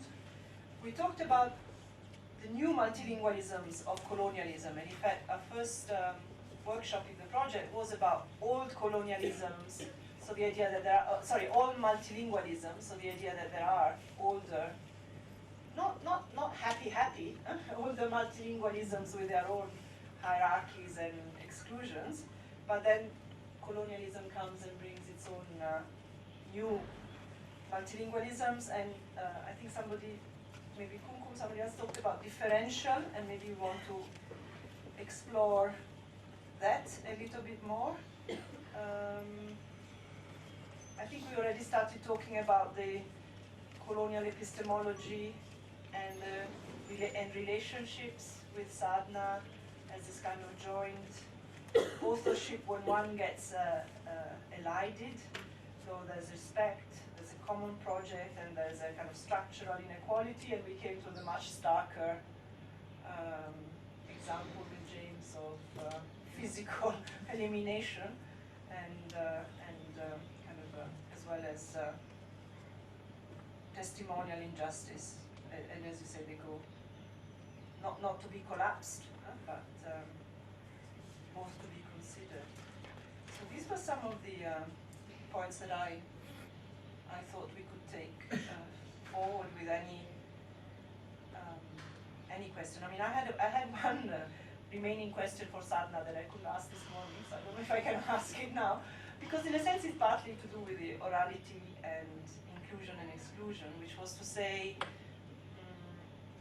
I mean, Ramkari Chobe is active in a place and in a time when there's a lot of Hindi literary activity, but he doesn't seem to connect to that, so that you've got this kind of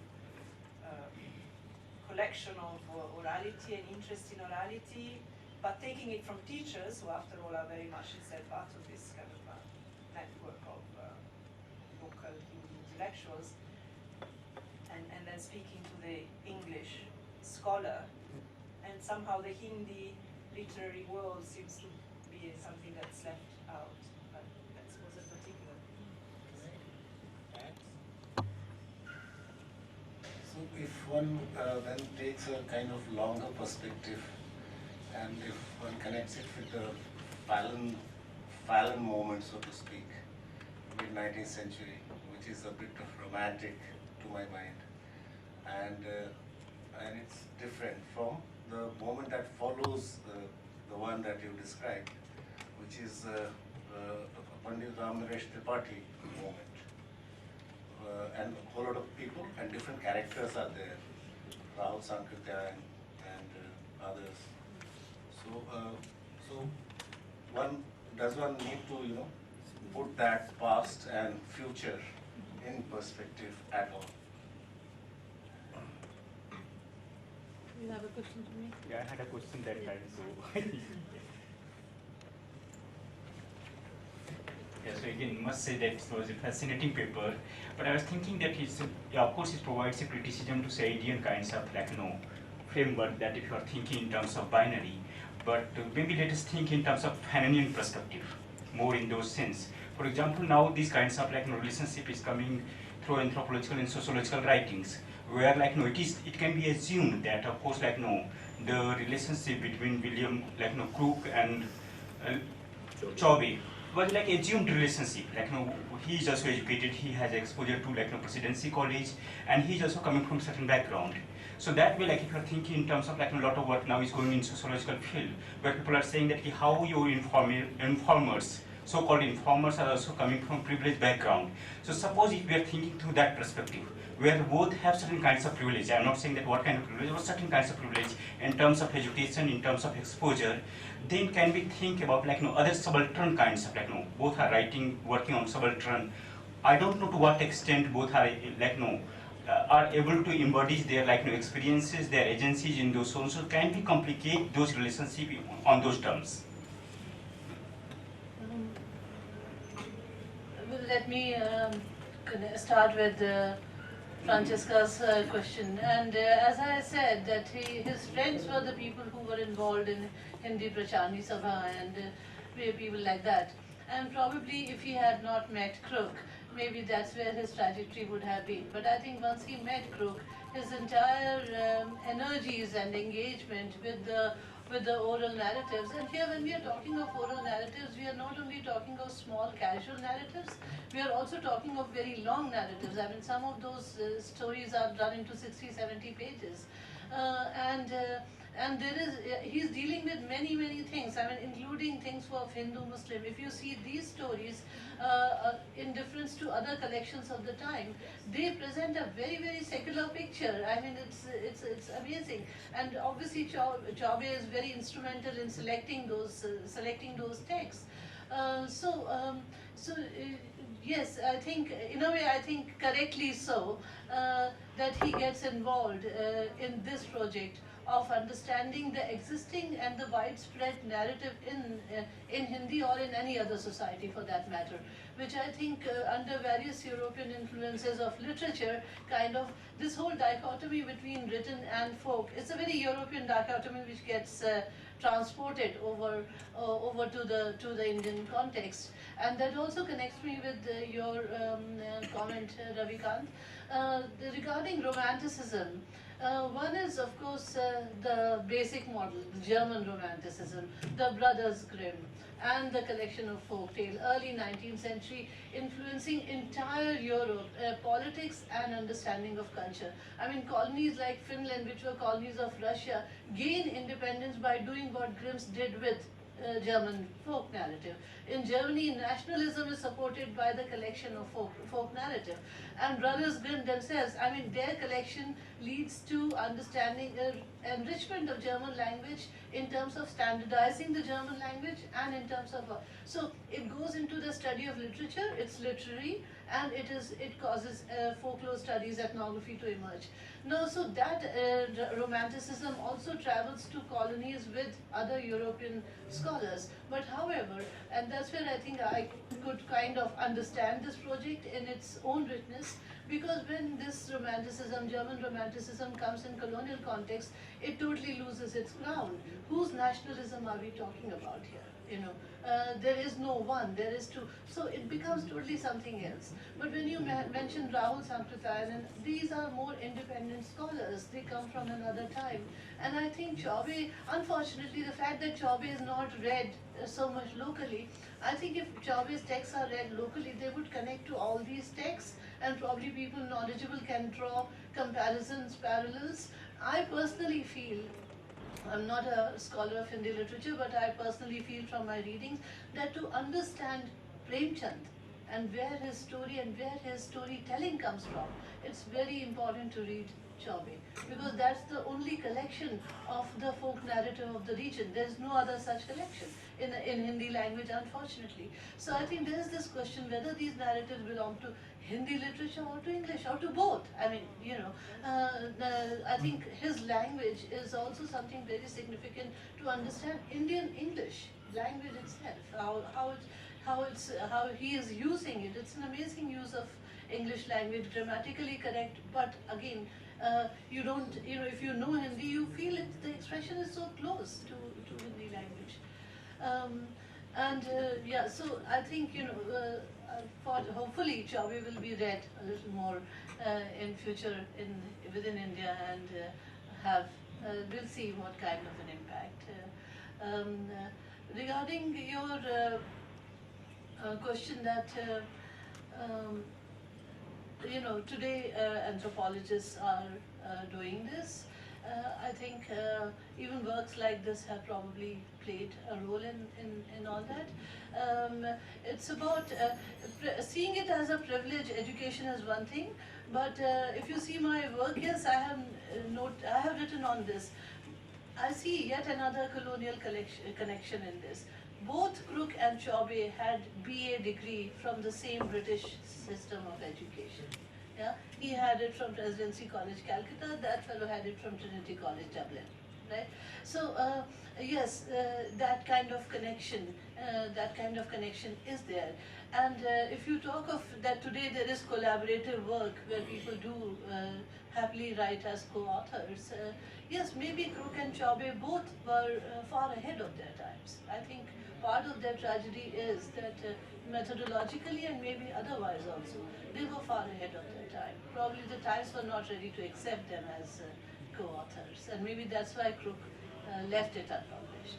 And could we try, so if we are on this topic, to ask, so our friends that work on the Horn and on Maghreb to sort of comment or think about these issues or contribute on these issues from the perspective of your region? I mean, does this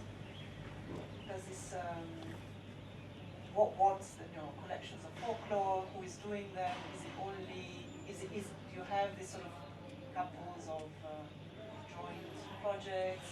In which language do they go? What projects do they contribute to making?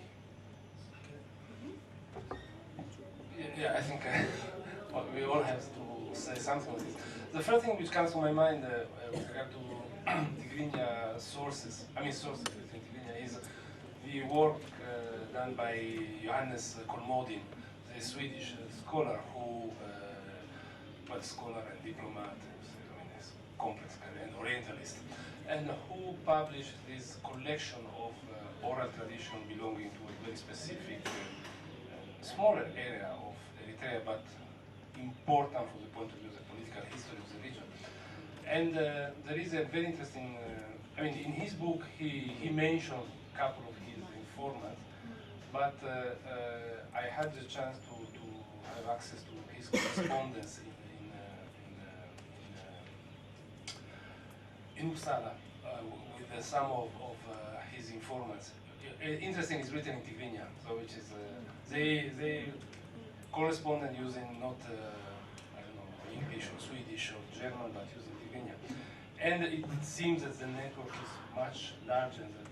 The network of informants and the role of these informants is much more important than what emerged from his published and edited book. So that is the first thing. The second issue, which is related, which we're just discussing now with Shifarao, is there is one aspect that maybe we didn't discuss this morning, but it comes to my mind when I think of another important colonial administrator and scholar, Alberto Pollera, who is still considered one of the main reference with regard to, I wouldn't say ethnography, but knowledge of history and also to a certain extent also, I would say, folklore of Eritrea. Now, this gentleman has a very complex story. He was married to an Eritrean woman. He had three kids from her, and he also wrote a very strong letter to Mussolini against the racial law by saying, that I'm a fascist, I support fascism, but how can you ask me to give up to my kids and to these acknowledge them? It's a very complex. So it also gives an idea that the colonial landscape is quite, fragmented and full of nuances. But what I want to say is that Pollera is very much appreciated also for his ethnographic work on a population, Kunama population of Eritrea, which doesn't have any written tradition, and it is a sort of, I would say, stigmatized community within Eritrea by other Eritrean communities, particularly from highland inhabitant, Christian, and so on and so forth. So what is interesting is that actually Pollera ethnographic work seems to have been filtered by the stereotypes which his wife, which was from Tigrinya-speaking community, through her network or friends and informants, conveyed somehow. So Pollera represented an image of the Kunama, which is not necessarily the result of the colonial ethnographic exercise, but to a certain extent reflects the existing biases within local communities. So that's just to enrich the perspective, if possible.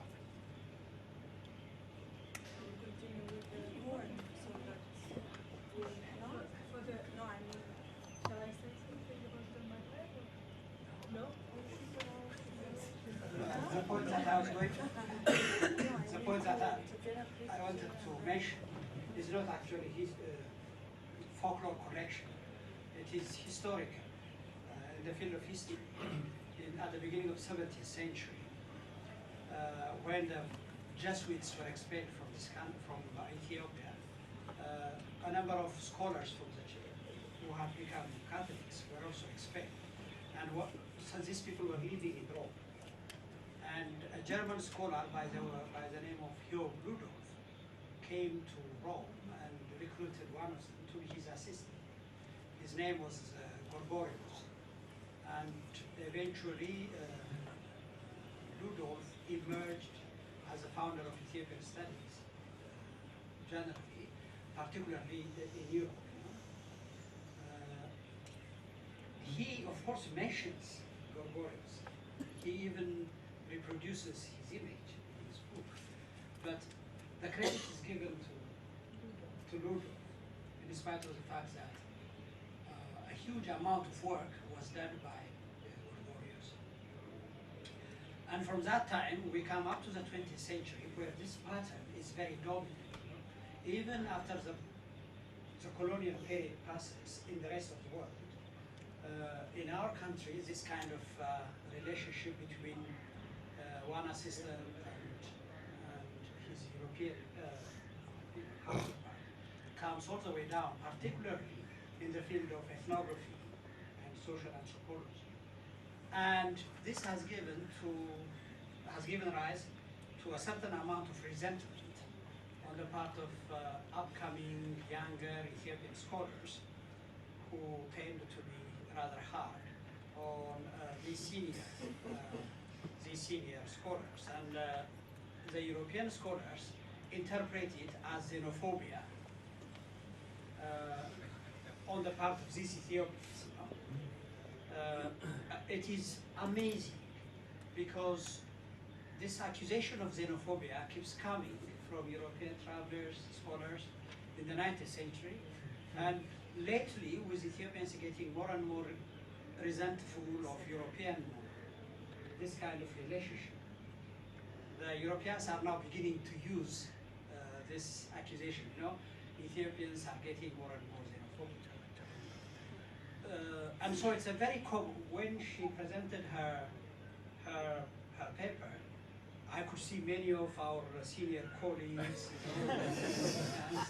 and my critique is not that they don't recognize, they do recognize them. They have their pictures. There is one of this German scholar, for instance, who took his principal assistant to Germany, even his family to Germany, where they lived for some time, where they entered the seminar to take part in the seminar, and so on. In spite of that, the authorship ultimately is the authors, is the Germans, Ivo Streckers, and the glory goes to Ivo Strecker. So this is our experience, and I don't know. Thank you very much for your comment, indeed. I mean, I'm very happy with what you say, and it adds a lot to my understanding. And in that context, I may add an anecdote that once I presented a paper on this, on Jobe in Kenya, and somebody in the audience said that,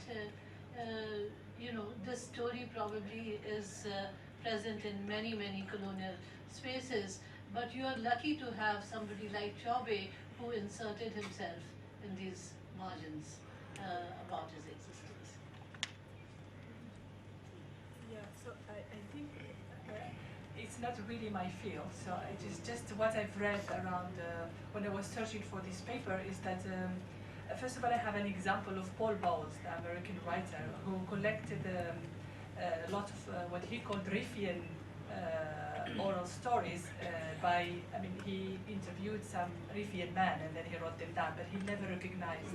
He mentioned a certain Ahmad, but we don't know who this Ahmad is. So there's a similar like that, but they are widely published. So my understanding of the Moroccan situation is that it's a very complex with ethnography, because the first French ethnographers, when they arrived in Morocco, they had a very diverse what they were doing on the ground, to be fair to them, is that they were saying this nation is very complex, there isn't one single identity, and they were sending the information to the center. And the center did not appreciate that. So they were saying, you are contradicting what we're saying, you know. And so they started discarding them, whoever they didn't like, and adopted kind of a state ethnography, which is that there is a Moroccan soul, there is a Moroccan identity, la Marocain, and we have to protect it, and we have to, and so in a sense, the complexity has gone, and those scholars were taken out of the picture. In terms of collecting folklore and material, I think there are many, I mean, it's a very francophone thing. There are, I mean, and Khalid and Itzia, correct me if there are many books in Paris. When I went to INALCO's library recently, I found many books about Moroccan folklore stories in French that were collected, I presume. I mean, we don't have a scholar like Sadna who can dig up how they did it, but I'm pretty sure they must have had collaboration with locals who took them to deep areas. I mean, most of them, interestingly enough, are about the Berbers, about the Amazigh, which are the ones that always get to be picked up on in terms of folklore because of their rich culture and orality. But I don't know, I'm very intrigued now that I've listened to your paper to go back and see how they did, how did they present their research on the material they collected. But having said that, there is a very rich school in Leiden University that Francesca and I know about. They have a whole department called Department of Amazigh Studies. And the raison d'etre is to collect material, folkloric material from the Amazigh regions in the whole of the Maghreb. So that's something to look at, how they do it. How did they go and collect the material? I guess there must be systematic research and recognition. Yeah, and what's that agenda? Yeah. Thank you. I think some of these are sort of the sons and daughters of migrants that Amazigh migrants. So they, or at least a couple that are in France and in the Netherlands a lot that you know are collecting this and doing the translations as well because they are at least bilingual, if not three or polyglots. And yeah, I wanted to also share with you that I was thinking about how this folk tale and the hierarchies between the oral and the written literatures is also I mean emerges as well in non-colonial contexts, and by linking perhaps the Basque country where I'm originally from and where there is a other than Spanish, there is a language called Basque that is non-Indo-European, so it's really different from Latin languages like Spanish or Catalan, other languages spoken in Spain, and which has remained oral since the 20th century. French scholars and other foreigners were also collecting these folk tales in the Basque country as well, when some Basque colonial agents, we could call, in the 19th century were doing the same in Morocco. And I find it intriguing that it was particularly, as far as I know, in the 19th century, when in the second half of the 19th century, when these kind of studies and the presence of Spaniards started to be more prominent in the north of Morocco, that there were these Basque Franciscans that were interested in Tamazight, in Arabic and also in Tamazight, and in collecting these oral accounts.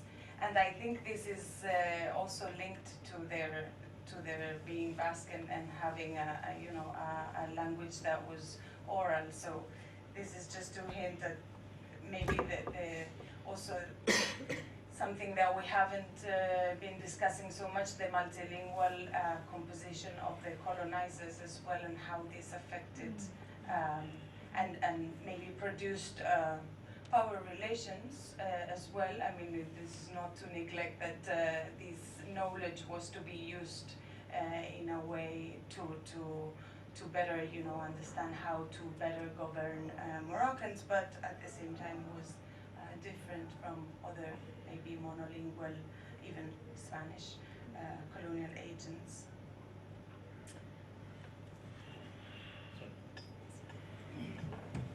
Sorry, I will just make a brief comment because I have a huge appreciation for, say, example, Grierson, like the way he has collected the materials, and he has a rich documentation in that sense.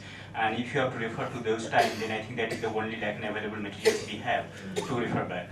But at the same time, if you see the categorization, that how the whole categorization, so many times it's very complex, but at the same time, you'll find that, for example, you have many local deities, and especially if you find that local deities pursued by the local, lower castes groups, then you will find that most of many times the interpretation is coming from upper caste. So for example, I will give an example of Chuharmal. I think Badri is not here. So he has done work on Chuharmal.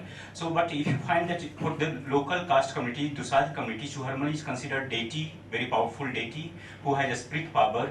But in Grierson book, you will find that he is considered as a thief, Chuharmal is considered as a thief. But if you find that from where Grierson is taking this reference of thief, that how Chuharmal becomes a thief, then it is coming from upper caste kinds of interpretation. So I'm saying that at the same time they have done it remarkable, it's a remarkable documentation, but many layers when it comes to information and that kinds of interaction and engagement, then many times it is quite political, becomes very, very political kinds of category. This was all the rules points about the wife, sort of upper class prejudices coming in. Yes, go ahead. I think while we are looking at this kind of collaborative project between Chaubey and Crook and others, it would be interesting to think about one of the earliest examples, which was the publication of 1001 Nights in two European languages, first in French and then in English. The French one actually was published in 1704, as early as 1704. They were apparently translations into French and into English, but if you look at the complex history of those publications, and there's a recent book by Paulo Horta which actually goes into the archive of this very complex history of these two publications, where you have these European and their native informants and reinvention of many of these stories. And in fact, Horta's suggestion is that many of these stories were actually written by the so-called translators. There is no Arabic or Persian counterpart to them. So that would be an interesting model to think about, probably one of the earliest of this kind.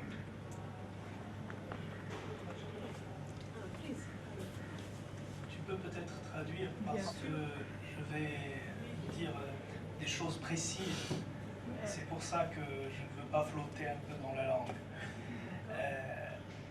Je veux juste revenir à la question du folklore par rapport à l'Allemagne en comparaison avec l'Afrique. Moi, je vais parler plus de l'Afrique du Nord et de l'Afrique subsaharienne.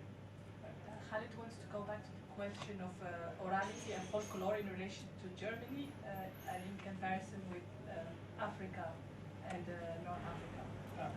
Le problème est différent. Les Allemands, quand ils ont commencé à rassembler ce qu'on appelle des Märchen, les histoires folkloriques, c'était pour un problème d'unification de l'Allemagne à cause de la diversification des langues. C'est-à-dire l'Allemagne avait plusieurs dialectes et pour unifier la nation allemande, parmi les choses, il fallait trouver la littérature qui va les unifier. Et le folklore a joué ce rôle. So for Germany, when they were trying to collect the folkloric stories, they were doing it because they had different languages and they want to unite as a nation. So those folkloric stories would help them. Kinds of German. Yeah, in a kind of different German. variation of German. So the unity, in a sense, is like Benedict Anderson point about language and the nation. So it's like to try and unite German under one language and nation. C'est en lien avec la nation, avec la constitution de la nation allemande. Ce n'est pas du tout le cas en Afrique, ni du Nord ni du Sud. Parce qu'au fait, le système colonial a proposé de manière pernicieuse en Afrique une chose. Puisque vous avez plusieurs langues, la langue qui va vous unifier, c'est le français pour la France. Et donc, éviter la guerre des langues, c'est choisir la langue du colonisateur. C'est le système qui avait proposé ça. In relation to Africa, because there were so many multilingual nations, the French suggested that in order for them then to have wars between them, French should be used as the language for getting them together, which is typical French, yes. Yes, it's typical French.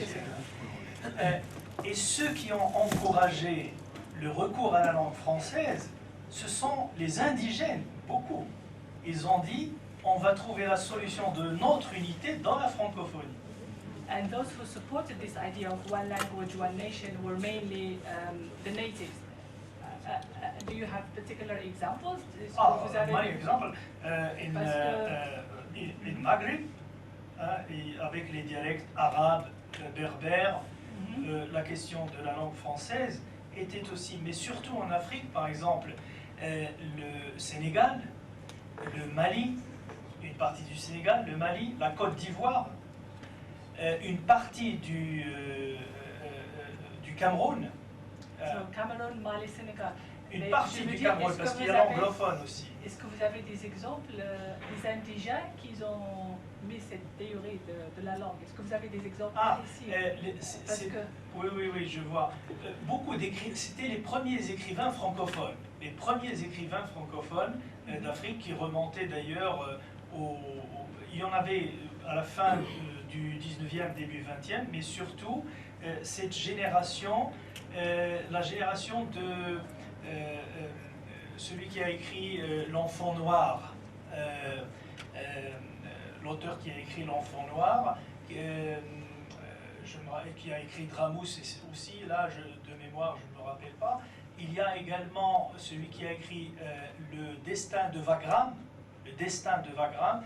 Ce sont des romans dans lesquels il y a une célébration du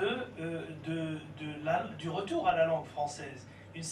Finalement, le salut peut être dans la langue française.